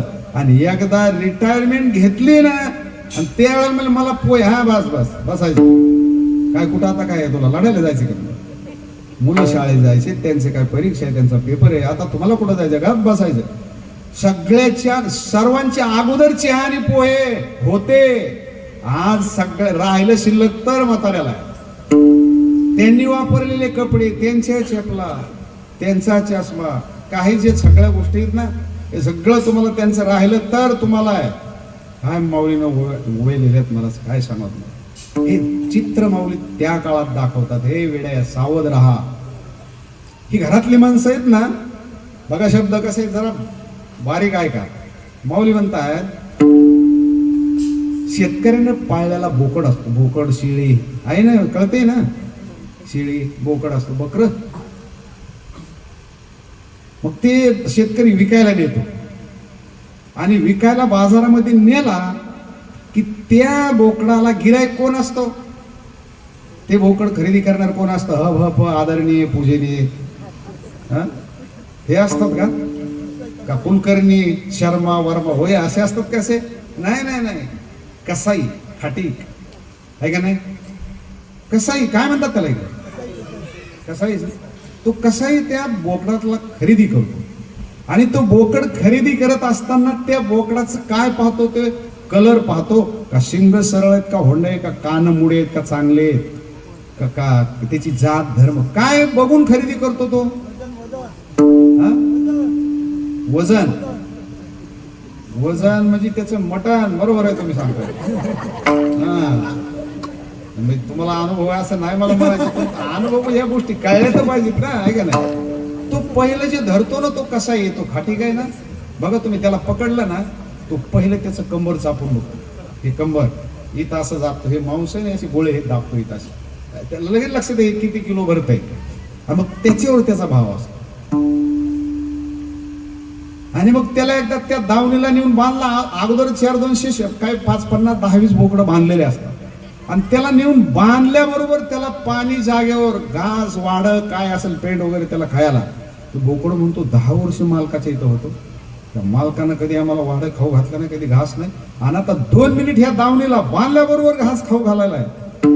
मकाचे कणस त्याला वगैरे वेगळं वेगळं खाऊ घालतोय, पण हे त्याला माहित नाही ही बांधलेली दावण आहे. ह्या दावणीला 40 होते, 40 बांधलेले, आता फक्त 4च राहिलेत. माझी कथा संभाजीनगरला होती, बजाजनगरला, आणि नेमकं धुरोडीच्या दिवस, शिमगेच्या दुसरा दिवस, कथा 3रा दिवस त्या दिवशी होता. धुरोडीच्या दिवशी मी आपलं सकाळी फिरायला गेलो, आणि त्या दिवशी मला 40 बोकडे एका दावणीला बांधले होते. मी 2.5 तास तिथं थांबून बघितलं, 10 मिनिटात एक बोकड संपायचा. तुमच्या आमच्यासारखे भाग्यशाली चांगले असे एका रांगेत त्यांनी यादीच केलेली होती, अशी 100-150 माणसं त्यांनी यादी केलेली होती. मग 2 पानं, म्हणलं हे काय लिहिलंय, मला वाटलं काय वव्या पाठ करतात काय, की हातात ताट, काळ्या पिशव्या कोणाच्या, एका रांगेत उभे, त्यांच्या हातातली ती बी यादी पाहिली, त्याच्यावर होतं रामकृष्ण 2.5 किलो. तुम्ही नाही तुकाराम 1.5 किलो, नामदेव मुंडका आणि पाय, असे हे नाव बघा. श्रीराम 2 किलो, कृष्ण 3 किलो, हे त्यांची यादी, हे एका रांगेत. ते बोकड 10 मिनिटात तर संपायचं. 39 बोकडं कापले फक्त. शेवटला जे शेवटचं खरेदी केली त्याचा टाईम आला, त्याच्या तोंडात दिलेला घास त्याच्या लक्षात आला, आता हे ज्या मार्गाने गेलेत आपला तोच मार्ग आहे. त्याच्या समोरच खाता खाता असं बघायचं, तर माणसानं दाव सोडायचं, इथलं बिरडं फोडायचं, बोकड आडवा पाडायचा, असं तोंड धरायचं डाव्या हाताने, त्याच्यात सुरी सर सर सर सर मॅ मॅ मॅ करायची. ते जे खाऊ घालत होता, जे बोकडाला वाडं वगैरे पाणी पाजत होता, वाडं खाऊ घालत होता, घास खाऊ घालत होता, कशासाठी? अहो कापण्यासाठी. तुम्हाला घरातली माणसं जीव लावतात तुम्हाला कापण्यासाठी, हे उशिरा लक्षात येतं.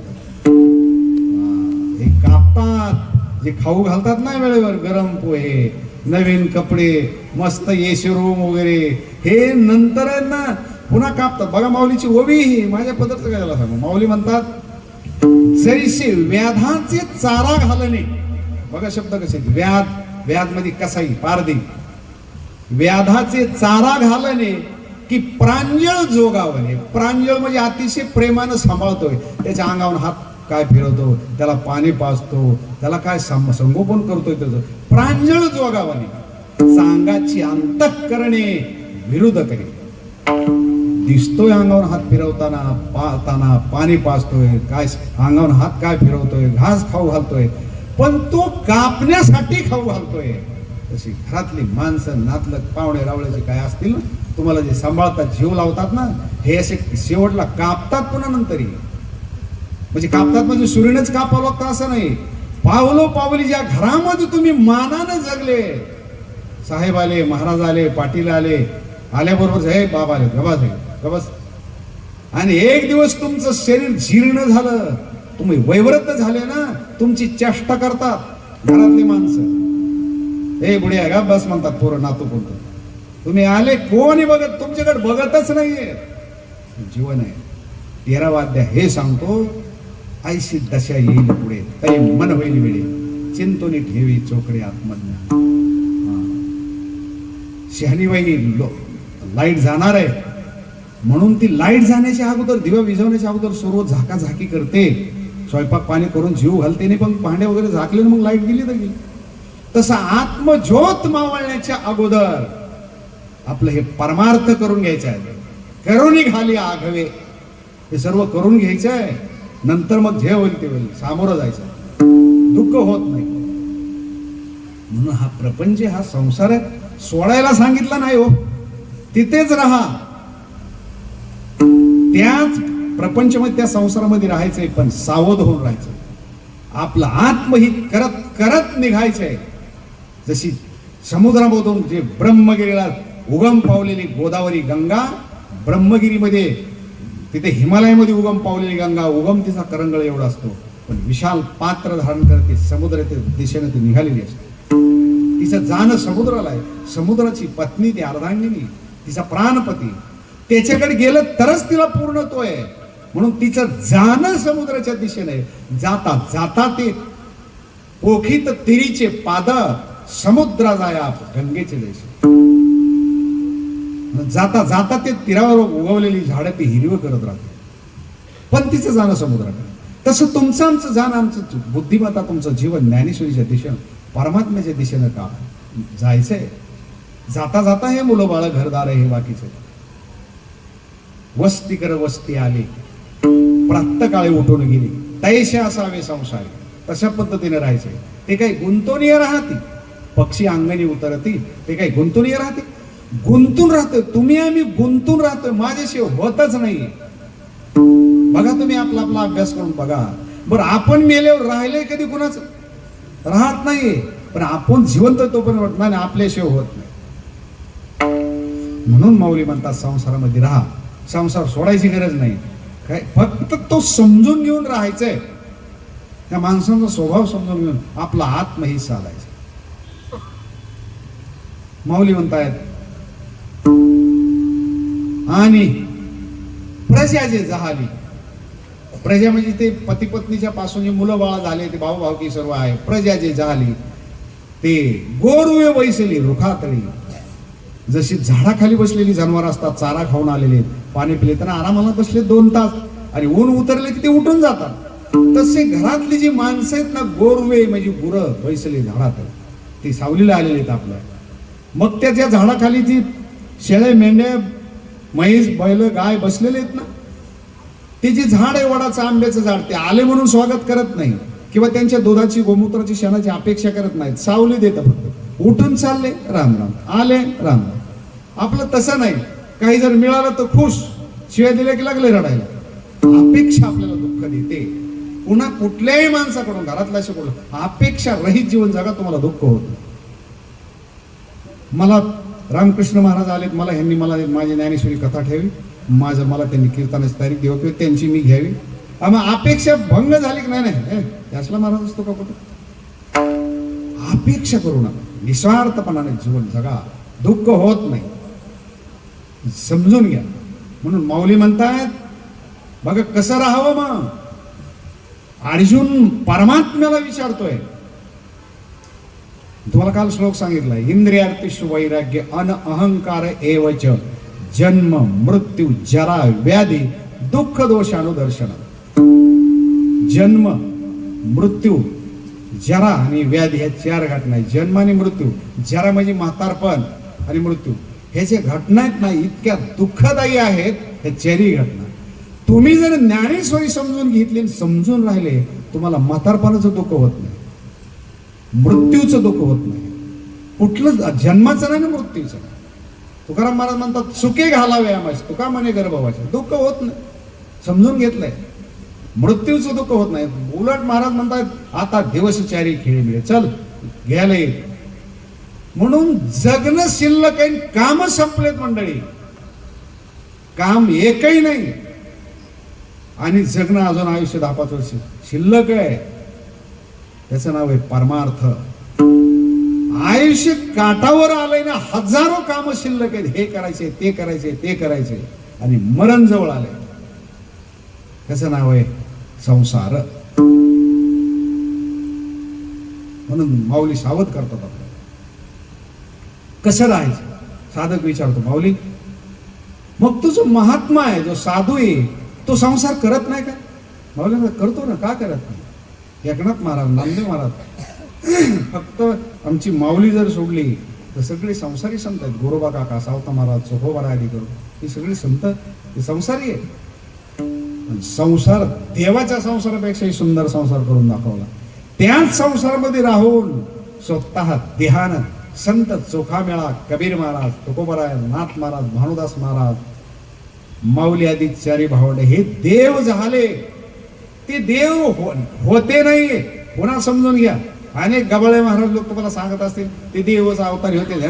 देवा अवतारी म्हणलं ते कर्तृत्व शून्य होतात. ते माणसंच आहे, पण एवढं कर्तृत्व केलं जीवनामध्ये, प्रयत्न केले आणि मग ते देव झाले. हे जे जर देवच होऊन आले, मग काय त्यांचं कर्तृत्व शून्य ते. मग त्यांनी एक भिंत चालली वगैरे काहीच नाही, ते देवच आहेत. याचा अर्थ देव नाहीत, देव झाले. तुकाराम महाराजांना 2 बायका होत्या ना, भावकी शिव्या घालत होती. गावच्या पाटलानं मारलंय, स्वतःची पत्नी शिया देत होती आणि सर्वांना सोडून डोंगरावर गेले आणि हजारो मंदिरं महाराष्ट्रामध्ये झाले, देव झाले. मग हा साधू माऊली संसारामध्ये राहतो कसा काय? वव्यात बघा जीवनामध्ये कधीतरी बाकीच्या पोत्या तशा गुंडाळून ठेवा बांधून. खरं सांगा, तुम्हाला आपल्याला आई आणि वडील असतात प्रत्येकाला, बरोबर आहे? प्रत्येकाला आई वडील. तुम्हाला आई आवडते का वडील आवडतात?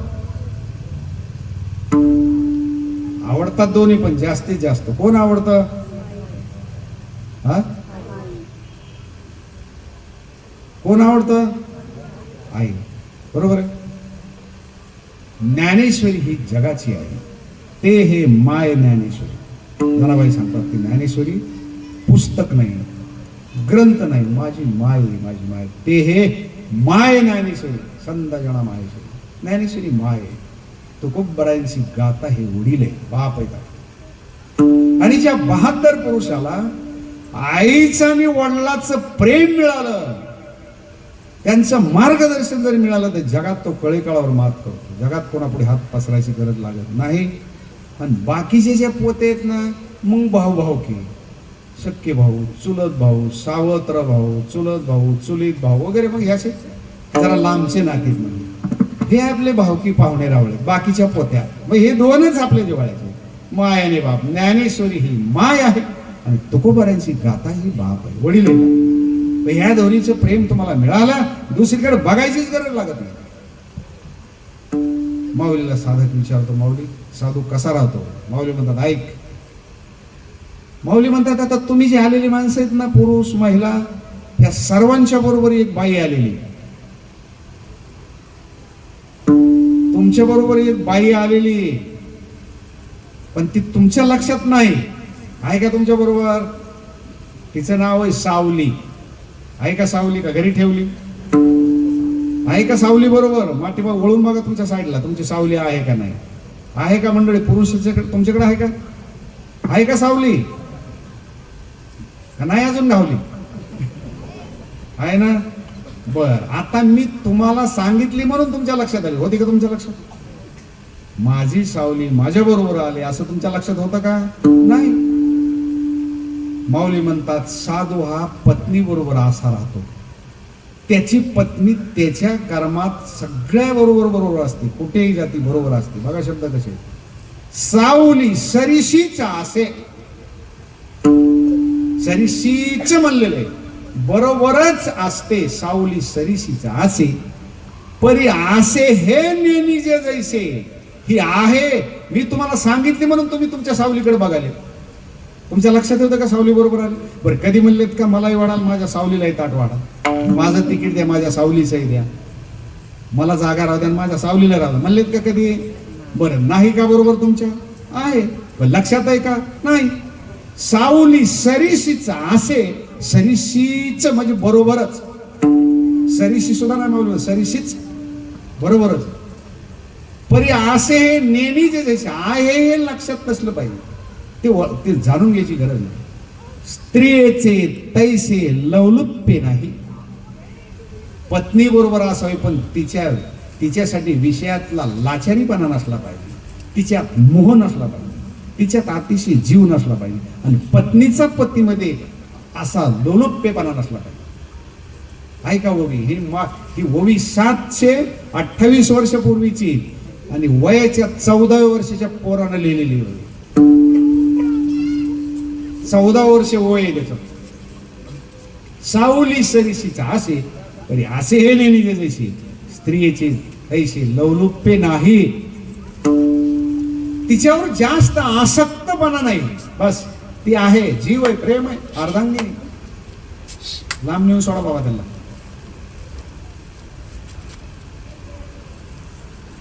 कसं राहायचं संसारामध्ये, तैसे असावे संसार. आणि एवढं जमलं का मग तुमच्या घरातच ज्ञानेश्वरी, तुम्हाला कथा ऐकायला यायची सुद्धा गरज लागणार नाही, असं जगलं तर. माऊली अजून त्याच्यात थोडासा बदल करतात, खूप गोड आहेत. माऊली म्हणतात कैरी कैरी आंब्याची, समजून घ्या, पण हे कळलं की तुम्हाला कथा संपूर्ण कळेल. आंब्याची कैरी छोट्या छोट्या कैऱ्या लागतात. बरं कैऱ्या अशा आहेत, करोडो कैऱ्या लागतात सुरुवातीला, अशा मोहरे एवढे छोटे छोटे. गारपीट वगैरे धुई अशी जर धोकं पडलं की ते बरेचसे गळून जातात. परमार्थाला बरेचसे लागतात सुरुवातीला, माळी घालतात, बरेचसे काही येतात. पण थोडं हे आलं कोरोनासारखं काही धोका आलं, काही गारा पडल्या की काही निघून जातात काही, अशी काय होते. तसे परमार्थाला भरपूर येतात. बघा माऊलीच्या बाबा कशा आहेत. माऊली म्हणतायत प्राप्तीची पहिले तरी पाहिला निघे आस्तेची महापुरी रेघताती गा कोटीवरी. आम्हाला ज्ञानेश्वरी कळावी, आम्हाला देव कळावा, माऊली कळावा, आमचं भलं व्हावं असं सगळ्यांना वाटतं. रिगताती गा कोटीवरी परी प्राप्तीची पहिले तरी शेवटच्या क्षणात मी पहिला निघे एखादा राहतो. म्हणून कैऱ्या लागतात, पण आंब्याला त्या देटाला टिकणाऱ्या थोड्या असतात. मग कधी कधी ते कच्चेपणामध्ये लोक दगडी मारतात त्याला. पक्क चित्र खेड्यातल्या डोळ्यापुढे आणि आंब्याच्या झाडाला अशा उंच ते हायब्रिड आंबे नाही आताचे, ते कुंडीतच फळं लागतात, त्याला दगडी मारायची गरजच नाही, हातानच तोडतात. झोपल्याच खाता येतात त्यांना, अशा जमिनीला लोळतो. तो उंच आंबा आहे त्याला दगडी मारतात. दगडी मारले ना, कधी एखादा दगड लागला तर ती कैरी अर्धी तुटते. फुटते का नाही कैरी? अर्धी फुटते, पण ती देठाला सोडत नाही. देठाला पक्की असते, देठाला धरलेली असते. का? तो देठही तिला सोडत नाही आणि ही देठाला सोडत नाही. बर का नावडेकर, देठ कैरीला सोडत नाही आणि कैरी देठाला सोडत नाही. किती त्यांना मारा ते तुटेल पण सोडत नाही. अशा बऱ्याचशा कैऱ्या आहेत, किती शिव्या घाला, किती उपदेश करा, ती दोघेही एकामेकाला सोडत नाहीत. सोडतच नाही असं नाही, पण एकदा पिकले ना, एकदा कैरी पक्वदशेला आली आणि ती पिकली म्हणजे वयोवृद्ध झाली. तुमचं नाही सांगत. एकदा कैरी पिकली ना, मग तो जो देठ आहे ना, तो देठ ती म्हणते मालक मला सोडू नका. ती म्हणते नाही माझी धरायची इच्छा आहे, पण आता शक्यच नाही. तो सोडून देतो, देठ सोडतो आणि कैरी एकामेकाला सोडतात. कधी बघा माऊलीची ओवी कशी. माऊली म्हणतात पक्वदशेची या वेळे फळ देठे ना देठ फळे. पक्वदशेची वेळ एकदा पिकले ना, तैसे विषयातले संसारातले प्रेम फुले सर्वत्र राहतील. सर्वांचं प्रेम आहे, पण एकदा तुमचं वैवृद्धपणा आलं, पत्नी तरी अगोदर मरते, नाही तर पती तरी होतो. दोघातून ते दोघं संघ जात नाहीत. देठ आल्ला सोडतो. त्या कैरीची इच्छा नसली तरी तो सोडतो. हे नीट बघा जरा काय बोलतोय. कैरी सोडते, पिकल्यावर सोडते. आणि कच्चेपणामध्ये बघा तुम्ही, नारळ फोडल्याबरोबर आहे ना, त्या कवठीला चिकटलेलं असतं.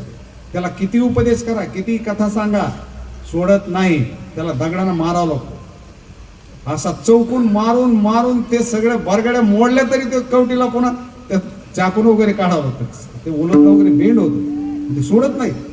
आणि काही नारळ असे असतात राहतात कवटीमध्ये, पण असे वाजवले की खट खट खट थोडं टच झाले.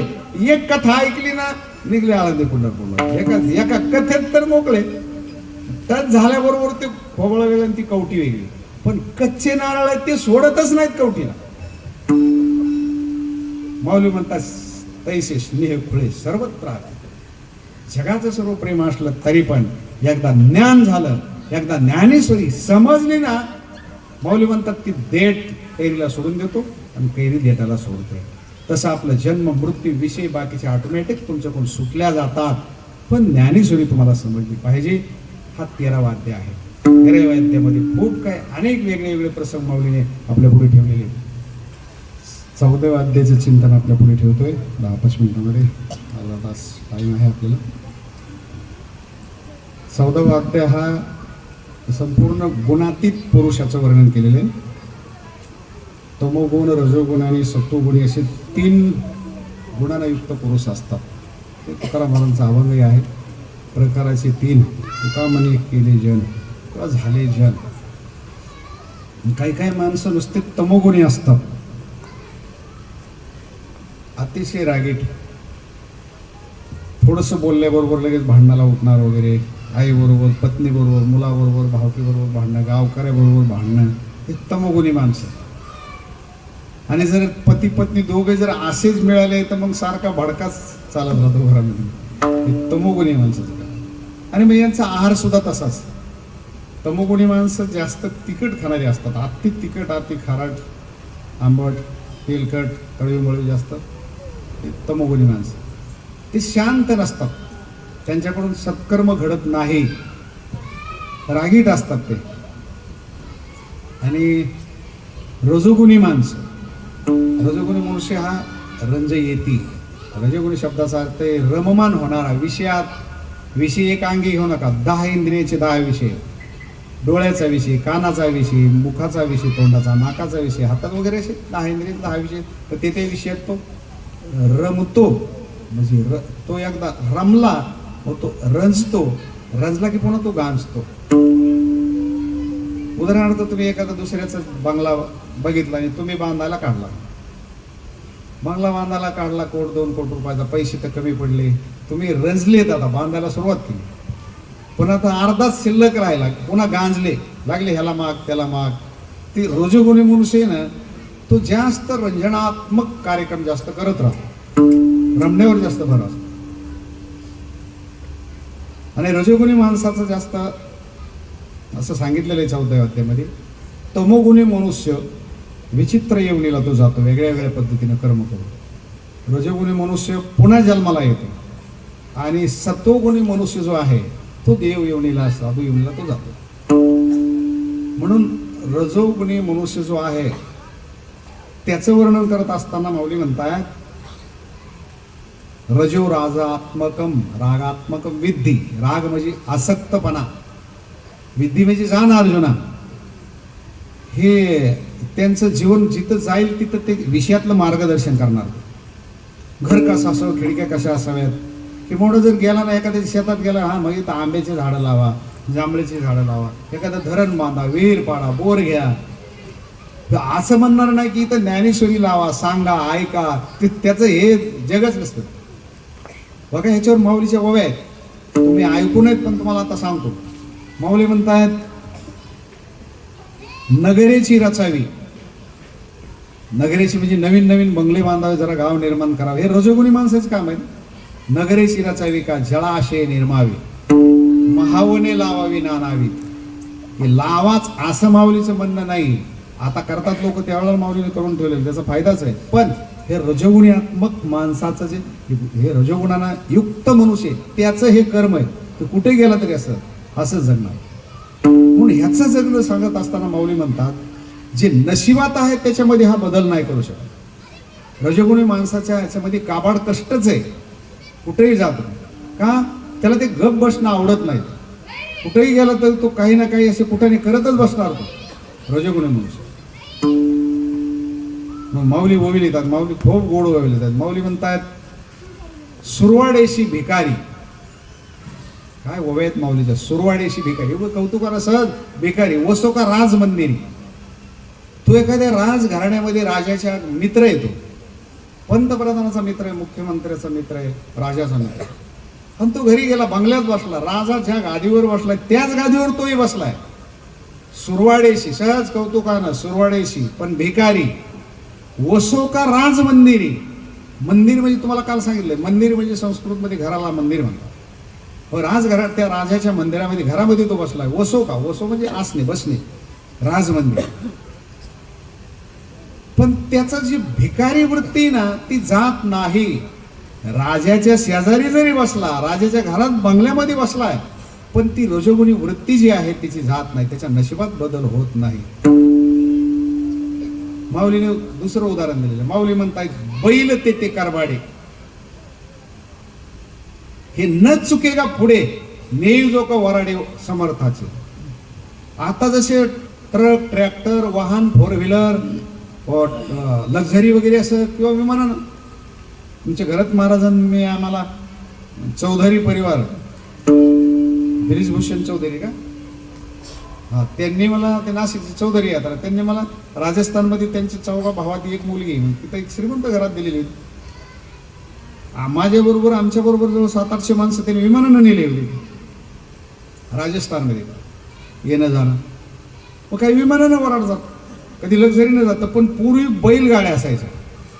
मग बैलगाड्यात 100-50 असं वरड गेलं ना, मग लोकांना खायला ते शिरा पुरी बुंदी वगैरे भात काय जे असेल ते.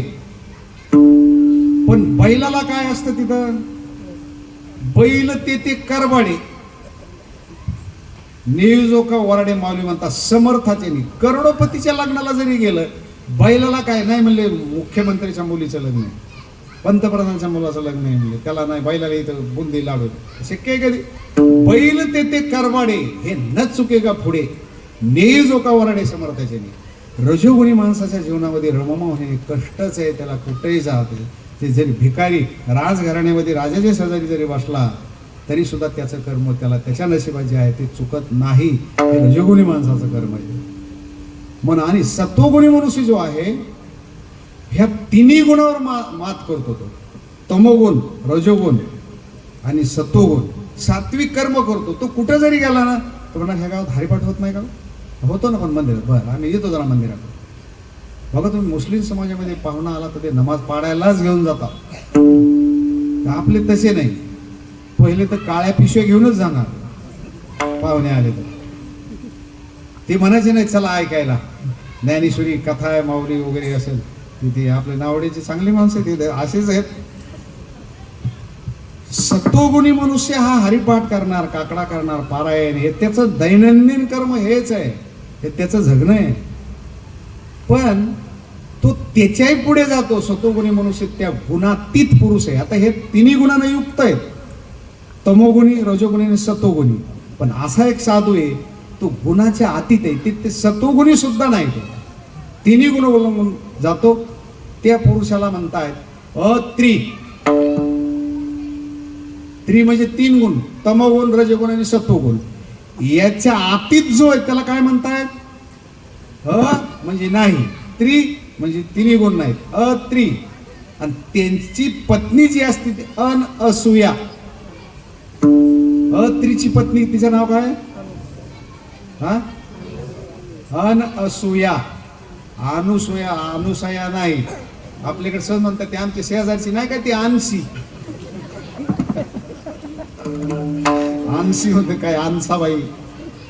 ती अनअसूया नाव. अन म्हणजे नाही, असूया म्हणजे कुठल्याही जगातल्या कुठल्या स्त्रीचा ती द्वेष, मत्सर, निंदा करत नाही, विनाकारण कोणाची स्तुती करत नाही. तिचं नाव आहे अनअसूया, अनसूया. आणि ती अत्रीची पती. अत्री कोण आहेत? 3 गुणाच्या पलीकडे गेलेले, सत्वगुणावर सुद्धा मात करून पुढे गेलेले ते अत्री आणि अनअसूया. आता जिथं अत्री आणि अनअसूया, अनुसूया हे दोघं जिथं एकत्रित येतात तिथे ज्याचा जन्म होतो त्यांचं नाव आहे दत्तात्रय. दत्त म्हणजे देणे, ददाती म्हणजे देणे. आणि कुणी दिलंय? त्रय. त्रय म्हणजे ब्रह्म, विष्णू आणि महेश. ह्या तिघाचे अंश, ह्या तिघांनी जे अनुसूयाला दान दिले ते दत्त आहे. दत्त, ददाती म्हणजे देणे, ते दत्तात्रय. तिघांनी दिले म्हणून त्रय आणि ते दत्त आहे. ज्यांच्या पोटी दत्त जन्माला येतात ते गुणातीत आहेत, अत्री. तुम्हाला दत्त जयंतीला हे तुम्हाला माहिती तर पाहिजे ना ते महाराजाला हे सांगायला. नुसताच जन्म साजरा करा, दिगंबरा दिगंबरा, गेल्या वर्षीच्या पेक्षा तू जरा बरा, एवढंच काय हे माहीत पाहिजे तुम्हाला. अनुसूया काय, अत्री म्हणजे काय, दत्तात्रय म्हणजे कोण आहे ते. बघ हे माऊली म्हणतात हे 14वा अध्याय आहे. तिन्ही गुणाच्या पलीकडे जाणारा पुरुष आहे, त्याचं हे जगणं आहे, त्याला हे जीवन घडतं. त्यांच्या पुढे दत्त जन्माला येतात. त्यांच्या पत्नीचं नाव आहे अनसूया, अनुसूया. म्हणून 14वा अध्यायामध्ये सुरुवात करत असताना माऊली अशी करतात. हे झालं तुम्हाला अर्जुनाचं आणि भगवंताचं सांगितलं. माऊली काय म्हणतात बघा. माऊली ज्यावेळेला आरंभ करतात जय जय. आता काल तुम्हाला सांगितलंय 12व्या अध्यायामध्ये माऊलींनी निवृत्तीनाथ समोर बसलेले नेवासा गावामध्ये 700 वर्षापूर्वीची घटना आहे. आणि माऊली त्यांना उद्देशून बोलताय जय जय ओ शुद्धे उदारे कृष्ण. आता तशीच ओवी बघा, गुरुदेवांची स्तुती करतायत. आता 12वा अध्याय लिहून झालाय, सांगून झालाय, 13वा आणि आता 14व्याला आरंभ करताय. जय जय जी आचार्या. आता ह्याच्यावर बोलायचं म्हणलं तर आपल्याला 2 दिवसाचं प्रवचन पाहिजे. आता पण तुम्हाला एक 5 मिनिट 10 मिनिटामध्ये सांगायचं. जे जे जे आचार्य, आचार्य म्हणजे गुरु, आचारी वेगळे. आचारी म्हणजे भाजी पोळी भाजी बुंदी भात वरण करणारे त्याला आचारी म्हणतात, आहे का नाही. आपले आचारी चांगले आहेत, आम्ही दररोज भोजन करतोय, खूप छान बनवतात बरं का. जे जेवण करतात ना ते आचारी, स्वयंपाक करतात, जेवणाचं जे ताट तयार करतात जेवणाचं स्वयंपाक, ते त्यांना आचारी म्हणतात. आणि जे जीवन तयार करतात त्यांचं नाव आहे आचार्य. हजारो शिष्य घडवतात आचार्य. आचार्य शब्दाचा अर्थ असा आहे, आचनोतीच इथे आचार्य. आचनोती, आचनोती शब्दाचा अर्थ आहे वेचणे. हजारो शास्त्रचारी वेद ग्रंथ पोत्या पुराण ह्या सगळ्यातला अर्थ वेचून एकत्रित करणं त्यांचं नाव आहे आचार्य. ते एकत्रित करून शिष्याला देतात. उदाहरण सांगतो मी, तुमच्या लक्षात येईल. गाय, गाईच्या वासराला तिला अर्धा लिटर दूध द्यायचं असतं, पण ते हजारो झाडं असे पाला दिवसभर खाते, मग थोडंसं दूध त्या बाळाला देते. दुसरा एक घटक आहे मधमाशी. पाहिली का तुम्ही? मध तर पाहिलं असेल, मध मोहोळ आहे की नाही. सोलापूर जिल्ह्यातला तालुका मोहोळ नाही बरं का. आपल्या इकडे काय म्हणतात त्याला? मोहोळाला मोहोळच म्हणतात ना. हा, पोळा, पोळा ते मधाचा पोळाच असतो ना. ते मासे आहेत ना, मासे लाखो मासे असतात. ती माशी तो मध कणाकणानं आणते, हजारो झाडावर बसते. लिंब असेल, आंबा असेल, फणस असेल, अनस असेल, हे तो जो मोहर येतो त्याच्यावरती बसते. आणि जगात ती कुणालाच काढता येत नाही. तो जो मध आहे माशीला काढता येतो. माशीला म्हणजे जी घाणीवर बसते तिला नाही, जी गटारातल्या पाण्यावर वगैरे घाणीवर बसते ती माशी नाही. तिला त्याच्यातली अक्कल नाही, ती घाणीवर बसते. ती माशी वेगळी, त्या माशाच आहे, त्या मावशाच आहे. पण ती मावशी वेगळी, जी ज्ञानेश्वरीतला मध काढते ती मावशी वेगळी. माणसंच आहेत तुम्ही आम्ही सगळे, पण जो ज्ञानेश्वरीतला मध काढण्याची जी कला आहे ती माणसं वेगळी. तो चाकण्याची कला आहे ती माणसं वेगळी. ज्यांनी तयारच केलाय ते वेगळे, ते माऊली. म्हणून जी माशी ना, तिचं जीवन, तिची यंत्र, तिचा जो काटा आहे ना, असं केस एवढा असतो आपल्या जसं डोक्याचा केस तसा असतो. ती जाते ते हजारो फुलावर ती बसते आणि ती असं अतिशय कणानं ती काढते आणि हजारो फुलातला काढून मग तो कांदा तो पोळ बनवते. काय म्हणले त्याला?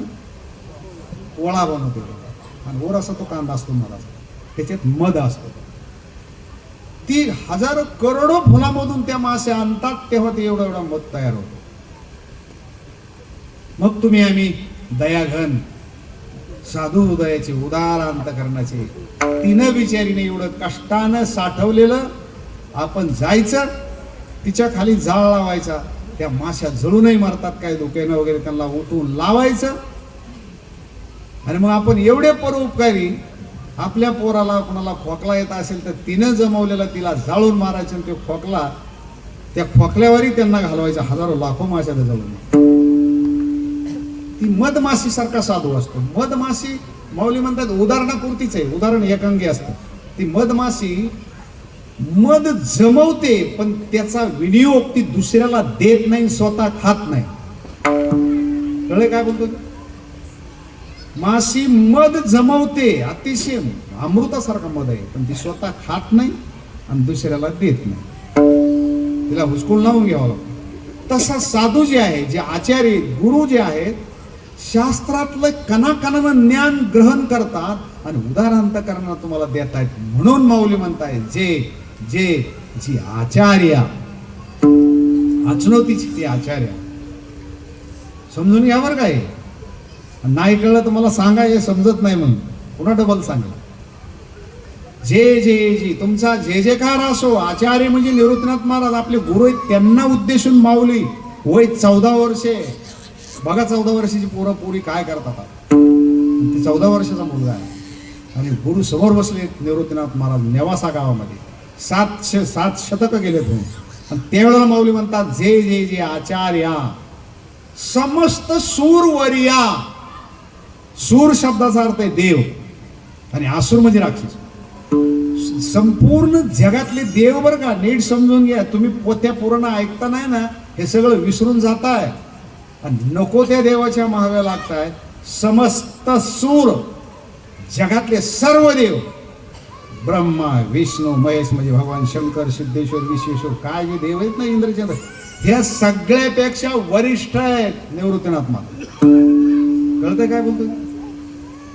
समस्त सूर वर्या, वर्या म्हणजे वरिष्ठ, श्रेष्ठ. जे जे जे आचार्य समस्त सूर वर्या. सुखोदया, माऊली म्हणतायत सुखोदया, सुखाचा उदय करणारे तुम्ही आहात. सूर्या, प्रज्ञा, प्रभात सूर्या. काय एक एक वाक्य काय सांगत नाही. प्रज्ञा म्हणजे बुद्धी, बुद्धीचा प्रकाश, ज्ञानाचा प्रकाश देणाऱ्या. प्रज्ञा, प्रभात म्हणजे सकाळ, सकाळचा सूर्य. नीट समजून घ्या नावडेकर. सूर्य आहेत गुरु, पण कधीचे? रखरखीत ऊन नाही, अस्ताला गेलेला सूर्य नाही, शिळा सूर्य नाही, थंड झालेला नाही, गिळलेला अस्ताला गेलेला सूर्य नाही. कुठला सूर्य?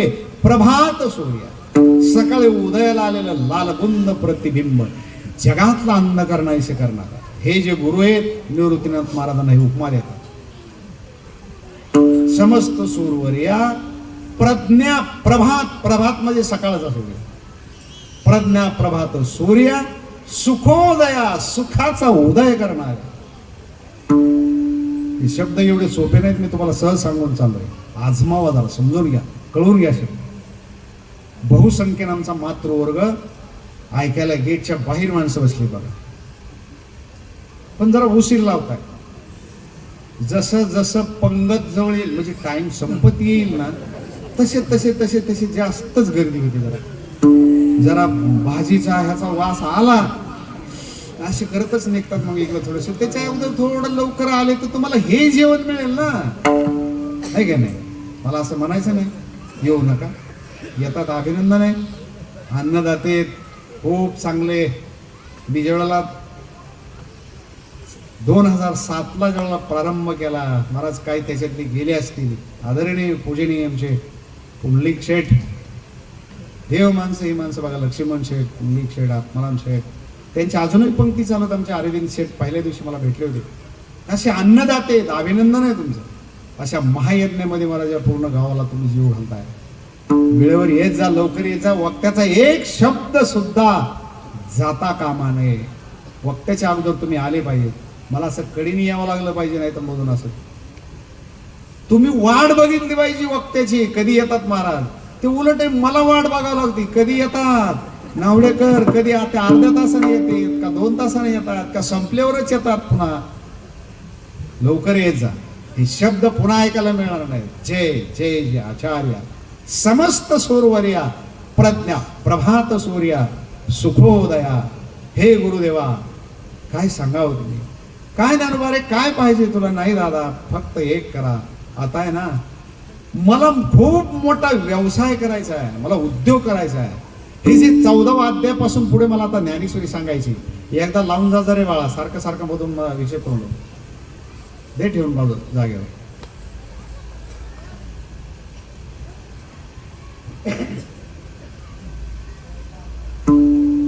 मला हे जे सांगायचंय ना, मला हा उद्योग करायचा, त्याला भांडवल लागतं. भांडवल, छोटं मोठं दुकान करायचं असेल तर त्याला काय पैशातला काही भांडवल लागतं. तसं मला ज्ञानेश्वरी आता सांगायची तुमच्या कृपेनं. तर मला आहे ना, मला आता काही भांडवल पाहिजे. सहज मुलगा म्हणतो मला एवढा मोठा कोट्यवधी रुपयाचा धंदा उभा करायचा, आता चालवायचा, मला भांडवल द्या, मला भांडवल लागतंय. तसं माऊली गुरुला म्हणतायत, दादा हे गुरुदेवा, हे मालक, हे प्रभू, हे स्वामी, मला आहे ना, मला भांडवलाची गरज आहे, मला भांडवल पाहिजे. ठीक आहे, कुठलं भांडवल पाहिजे? काय माऊलीचे वाक्य आहे दादा बघा.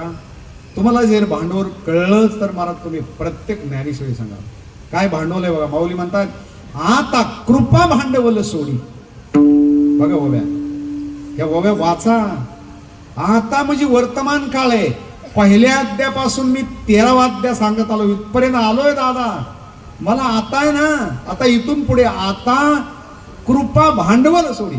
तुमच्या कृपारूपी भांडवल मला त्याची गरज आहे. ते सोडी नावडेकर शहाणी माणसं तुम्ही ऐकणार, तुम्हाला शब्दाचे अर्थ तुमच्या पुढे ठेवतो. सोडी शब्दाचा अर्थ आहे बांधलेलं आहे. नीट समजून घ्या मला काय बोलायचं. हे बांधलेलं आहे. तुम्ही आतापर्यंत कुणालाच दिलेलं नाही. जपी तपी कुणी विरक्त साधू ऋषी मुनी जगातल्या कुणालाच दिलेलं नाही. सोडी म्हणजे बांधलेलं आहे. बांधलेलं दिलेलं नाही म्हणजे ते अजून कुणाला दिलं नाही. माझ्यासाठी सोडी, मी त्या लायकीच आहे, मी योग्यतेच आहे, ते सोडा माझ्यासाठी सोडी. बघा शब्द कसे. तुम्ही जर एखादी मेथीची भाजी किंवा काही आंबा, हापूस आंबा वगैरे चांगला एखादा डालीमध्ये बाई घेऊन आली, आंबा ह्या आंबा तूप दही चांगला असेल ना, तेव्हा मावशी सोडा पटकन दे सोडा. बाकीच्या लोकांना जर कळलं तर सगळं घेतील, मला अर्ध्याच्या वर आंबे खरेदी करा. का सोडा लवकर. सोडा म्हणजे बांधलेलं आहे. लक्षात येतं ना काय म्हणतो. कृपा भांडवल सोडी. शहरी इकून एक असा पालव त्याची गाठ आहे, इकून असं बांधलेलं असतं, गाठोडं बांधलेलं असतं, आणि ते सोडी. कृपा भांडवल सोडी, ते सोडी आणि भरी माझे मतीची पोतळी. काय वव्या नावडेकर काय सांगावं. 39 वर्ष झालं या वव्याबरोबर झटतोय. काय सांगावं असं वाटतं की आपल्याला अजून काही समजत नाही. काय असेल त्या माऊलीच्या वाणीमध्ये. हजारो जन्म घ्यावेत आणि एका एका ओळून ते वळून टाकावं. जन्मच्या जन्म. मी जे ज्ञानदान आणि अन्नदान करतो ना माऊलीच्या मंदिरामध्ये, 12 वर्ष होऊन गेली आणि बाहेर करतो, त्याचं एकमेव कारण आहे, मला पुढच्या जन्मात अजून मनुष्याचा जन्म घ्यायचा आहे. राहिलेला अभ्यास, राहिलेली ज्ञानेश्वरी पुन्हा मला सांगायची, पुन्हा अजून तिला अभ्यास करायचा. त्याच्यासाठी मनुष्य जन्माची गरज आहे. आणि जर तुम्हाला पुन्हा तोच जन्माने त्याच घरात त्या कुळात जन्म हवा असेल, मनुष्याचा जन्म असेल, महाभारतामध्ये असं सांगितलेलं आहे, दान करा, अन्नदान ज्ञानदान करा. जीवनामध्ये दानाशिवाय माणूस मोठा होत नाही, दानाशिवाय मिळत नाही, म्हणून दान करावं लागतं. काय सांगावं तुम्हाला. भरी माझे मतीची पोतळी. भरी शब्दाचा अर्थ आहे अर्धी नाही, अर्धवट नाही, भरी. लोक म्हणतात जरा भरून द्या, भरून. आणि कोणती पोतळी. पोतळी तर कळली तुम्हाला. पोतळी म्हणजे गोणी, पोत, पिशवी, अजून काय म्हणतात त्याला, कॅरी बॅग वगैरे, छोटी नाही, पोतळी. पोतळी म्हणजे मोठी पोतळी. ती 100 किलो साखर असायची आणि त्याला पोत असायचे बघा ते, किंवा 50 किलोची धरा. ही जी पिशवी ती भरी. बरं, भरी म्हणतात त्या अर्थी ती रिकामी असणार आहे. लक्षात येते काय बोलतो. ती रिकामी पाहिजे ना. तुम्ही जरा ती पोतळी कांद्या वांग्यानं विषयानं जर भरली असेल, मग गुरुची कृपा त्याच्यात राहणार नाही, भरता येणार. माऊलीने विचारलं, तुम्ही भरी म्हणतात, रिकामी का? हा, माऊली म्हणतात, मनोन रिकामे तोंड. माझं तोंड, माझी वाणी, माझी जेव्हा, माझं हृदय, माझी बुद्धिमत्ता ही रिकामी आहे. माझ्या बुद्धीमध्ये ज्ञानेश्वरी सोडून दुसरा कुठलाच कचरा मी माझ्या वाणीमध्ये, माझ्या बुद्धीमध्ये टाकलेला नाही. हे जीवन आहे. हे सांगतो तुम्हाला पहिल्या दिवसापासून. ज्ञानेश्वरीला तुमची वाणी समर्पित करा, जग तुम्हाला डोक्यावर घेऊन नाचेल. का तुम्ही पूजा करताय देवासारखी? का लाड करताय?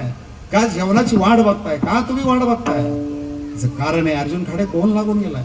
एका शेतकऱ्याचा पोरगा, अशिक्षित पोरगा आहे, तो कोण लागून गेला? त्याच्यासारखे डझनानं पडलेले. ज्ञानेश्वरी, माझ्याकडे ज्ञानेश्वरी, माझ्याकडे माझी माऊली, म्हणून तुम्ही वाट बघताय. इथेच नाही, वैकुंठातला देव सुद्धा तुमची वाट बघेल, इतकी तुम्ही मोठे व्हाल. पण हे तुम्हाला कळलं पाहिजे, भरी माझी मतीची पोतळी, भरी. आणि ते गुरु भरतायत. आणि काय भरायचंय? कृपा भांडवल. कृपा आहे ना, त्यांचे आशीर्वाद आहेत. कृपारूपी भांडवल आहे ना, ते भरायचे, ते गरजेचं आहे माऊलीला. भरी माझे मतीची पोतळी.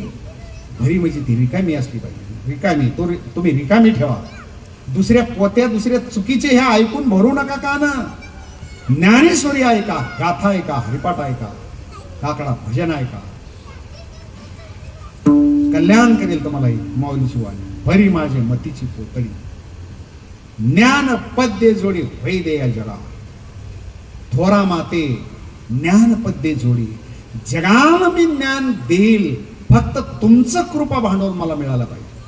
या ओवीवर महिन्याभर बोलायसारखं महाराज काय सांगा तुम्हाला. ओवीच्या अशा दिशाने अशी एक एक एक एक तुषार बाहेर पडतात माऊली. सुरुवात आहे 14 अध्यायाची. म्हणून आपल्या गुरुकडं काय मागावं, माऊलीकडं काय मागावं, ज्ञानेश्वरीकडं काय मागावं. बरी माझे मतीची पोतली हे तुम्हाला सोडावं लागेल. हे सोडी हे गुरुदेवा सोडा. म्हणजे तुम्ही कुणालाच दिलेलं नाहीये. ते नाथ परंपरेतली मंडळी ती.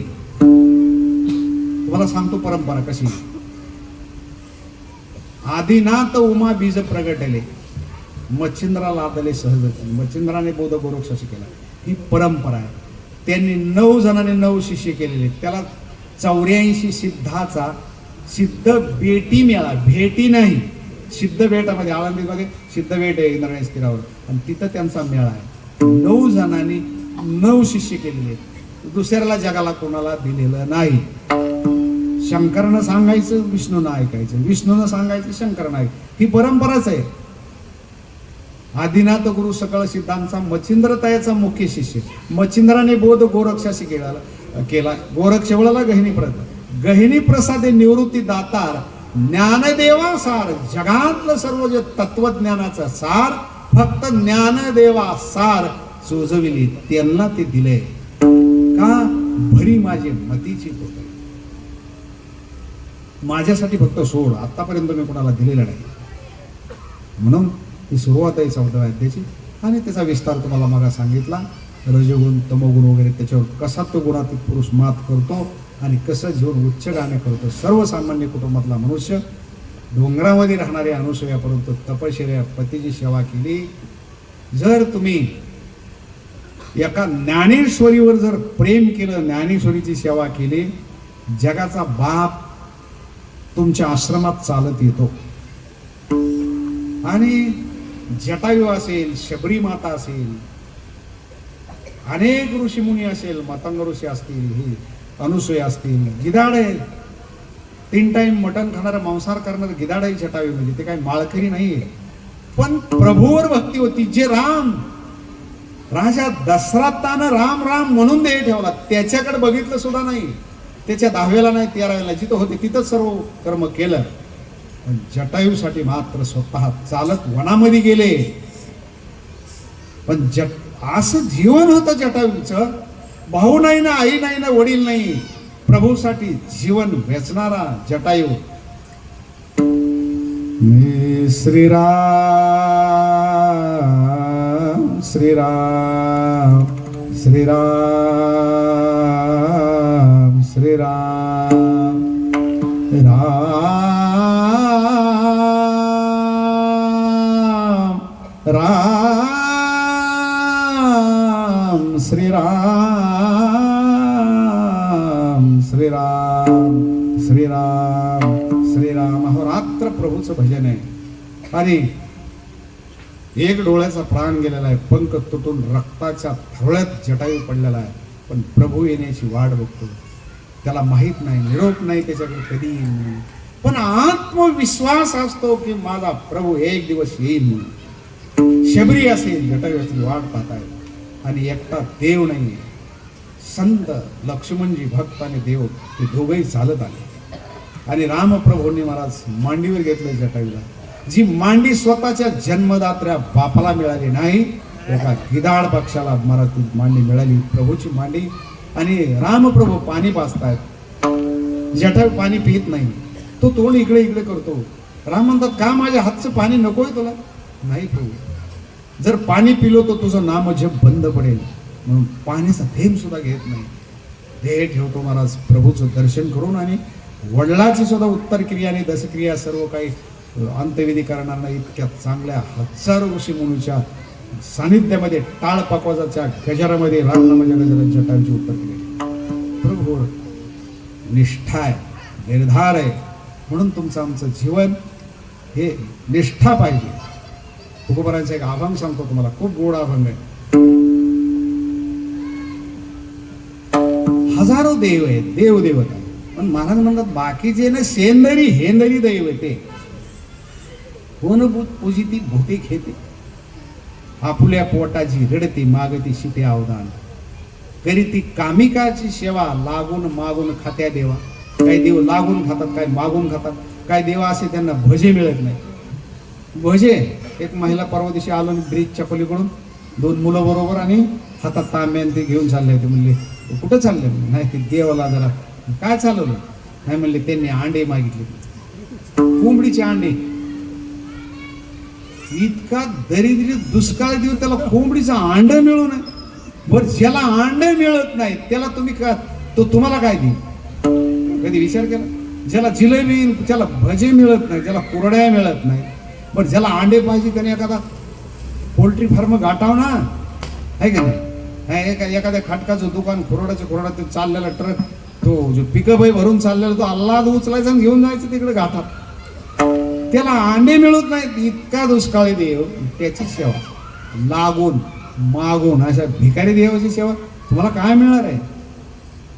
तुम्ही म्हणाल मग तुमचा देव, त्याला काय काहीच लागत नाही. तुका म्हणे आन विठोबाची, तुका म्हणे एक भावाची कारण, काही न लगे, काहीच न लगे, फक्त त्याला भाव लागतो. भाव बळे आकडे, तो भावाचा प्रेम लागतो. भाव म्हणजे प्रेम लागतो. जटायूकडे शबरीकडे दुसरं काही नव्हतं द्यायला. भाव प्रेम होतं, हे कनिष्ठ. म्हणून अनेक देवदेवता आहे, पण साधू जे आहे ना, एक गाव आम्ही विठोबाचे ना, आणि देवल बाकीचे ना मला काही घेणार. एक गाव, एकाच आम्ही गाव, दुसऱ्याचं नाही. खंडोबा, बिरोबा, पैरोबान, मस्कोबान, मुंजाबान, सुंजाबान असे अनेक देव आहेत. ते तुमच्यासाठी ठीक आहे. तुकाराम महाराज म्हणतात हा असली हेंद्री देव असलेच नाही, आम्ही त्याची आम्ही सेवा करू शकत नाही. मग तुम्ही काय म्हणलं? आमचं एकच आहे. एक धरीला चित्ती, एक धरीला चित्ती, चित्ती, एक धरीला चित्ती, एक धरीला चित्ती, एक धरीला चित्ती, एक धरीला चित्ती, एक धरीला चित्ती, एक धरीला चित्ती, एक धरीला चित्ती, एक धरीला चित्ती. आम्ही रखुमाईचा पती, आम्ही रखुमाईचा पती, तिने झाल्या वघेरा, तिने झाल्या वघेरा. एक धरीला चित्ती, आम्ही रखुमाईचा पती. त्या रखुमा आईचा पती म्हणजे तिचा मालक, तिचं आराध्य दैवत, तिचा नवरा, आणि चित्तामध्ये तो धारण केलेला आहे. म्हणून तुमच्या जीवनामध्ये ज्ञानेश्वरीची एक ओवी जर तुमच्या अंतःकरणामध्ये जर स्थिरावली, जगातले सर्व दैवत ते एका ओवीमध्ये, एका ओवीमध्ये. तुम्हाला जर त्या माऊलीपर्यंत जायचे तर तुम्ही तिच्यावर प्रेम करा. कुर्लेला घडलेली घटना सांगतो तुम्हाला. कुर्लेला एक ब्राह्मण समाजाचा परिवार राहत होता. तिथे पायलट होते विमानाचे, सांगली जिल्ह्यातले राहणारे होते. गावाकडचे मैत्री अशी कार्यक्रमातले असल्यामुळे त्यांच्या घरी जायचो. आणि त्यांच्या मालकीन होत्या, त्यांची ज्ञानेश्वरी मुखोद्गत होती. पूर्ण 9033 ओव्या त्यांच्या पाठ होत्या. आणि मी ज्ञानेश्वरी थोडं माझं पाठांतर चालू होतं, ओव्या वगैरे पाठ करायचे. मग जायचो त्यांच्या घरी. मग ते काय होते, असे घरात असे असे बरेच 5-6 रूम होते. मग ते आतच बसायचे. आतून मग जेवण वगैरे तिचे मालक, छोटी मुलगी होती ती घेऊन यायची. 5-6 वेळेस माझं येणं झालं. पण माझी इच्छा असायची त्यांच्याशी बोलावं, चर्चा करावी ओव्यावर वगैरे, असं कसं तुम्ही पाठ केलं वगैरे. ते काय बाहेर यायचे. मग एक दिवस गुढीपाडव्याचा सण होता. आलो होतो मी मुंबईला काही कपडे वगैरे घेण्यासाठी. मग घरी गेलो त्यांच्या. 2-2.5 तास बसलो, जेवण वगैरे केलं. पण त्या बाई आतच होत्या, ते बाहेर आले नाहीत. मग जरा थोडंसं नाराजी वाटलं. मग तिथं पानाची टपरी होती दारात. आणि ते टपरीवाला माणूस म्हणला, महाराज बऱ्याच वेळ तुम्ही बसलेत. म्हणले हा जरा चेहरा नाराज दिसतो. म्हणलं नाही तसं काही नाही. पण म्हणलं वाटतं काय आहे? म्हणलं जे घराच्या मालकीन आहेत त्यांची ज्ञानेश्वरी पाठ आहे असं सांगतो. त्यांच्यासंग बोलायची इच्छा आहे, पण ते काय बोलत नाहीत. म्हणजे तुम्हाला त्या बाईपर्यंत जायचं का? त्या माऊलीपर्यंत? म्हणलं हो. त्यांना एक उपाय सांगतो तुम्हाला. त्यांची मुलगी आहे तिसरीला. त्या मुलीसंग प्रेम करा, त्या मुलीवर प्रेम करा, ती तुम्हाला घेऊन जाईल. बरं, माझ्या लक्षात आलं. तिला काय आवडतं म्हणजे डेअरी मिल्क जास्त, तिला कॅडबरी आवडतं. मी तिला ते 20-20 रुपयाच्या 2-4 कॅडबरी घेतले आणि तिला दिले, हातात दिल्या. खाता खाताच ती म्हणले, तुम्हाला मम्मीकडे यायचं का बाबा? म्हणलं नको, जाऊ दे. म्हणलं नाही नाही, आताही मम्मी बसलेली वगैरे वगैरे असं काय. म्हणलं ठीक आहे. मग तिनं माझ्या हाताला धरलं. मी नको नको, मला जायचंच होतं, पण नको नको म्हणत माझ्या हाताला त्या मुलीनं धरलं आणि तिच्या आईपर्यंत नेलं. तिथे गेल्याच्या नंतर मग त्या उठून उभं राहायला, दर्शन घेतलं, बसायला टाकलं. जवळजवळ 2.5 ते 3 तास मग ज्ञानेश्वरीवर चर्चा केली. माझा दृष्टांत संपला. मला त्या मुलीपर्यंत जी नेलं, त्या आईपर्यंत नेलं त्या मुलीच्या. मला कोणी नेलं, कुणामुळे गेलो मी तिथपर्यंत? बोला नावडेकर. तिथपर्यंत त्या आईजवळ पर्यंत मी गेलोय, त्या पान टपरीवाल्याने नेलं का, मुलीनं नेलं का, माझ्या तळमळीनं कोणी नेलं मला तिथपर्यंत? हा, कोणी नेलं? बोला नावडेकर. अहो त्या मुलीमुळे गेलो मी. त्या मुलीनं हाताला धरून नेलंय. त्या आईपर्यंत, त्या माऊलीपर्यंत त्या मुलीने नेलंय. म्हणून तुम्हाला जर माऊलीपर्यंत जायचं असेल, त्या मुलीवर प्रेम करा, माऊलीच्या मुलीवर. त्या मुलीचं नाव आहे ज्ञानेश्वरी. त्या माऊलीची मुलगी ज्ञानेश्वरी, तिच्यावर प्रेम करा. ती ज्ञानेश्वरी रूपी मुलगी तुमच्या हाताला धरील नावडेकर. आणि त्या संजीवन समाधीमध्ये स्थिर बसलेली जी माऊली, जगावर प्रेम करणारी माऊलीनं, हीच मुलगी तुमच्या हाताला धरून त्या माऊलीपर्यंत घेऊन जाईल. पण हिच्याबरोबर मैत्री करा, हिच्याबरोबर प्रेम करायला शिका. ह्याच्यासाठी उदाहरण सांगितलं की त्या माऊलीपर्यंत जा तुम्ही, तुम्हाला जग मिळेल. अशी ज्ञानेश्वरी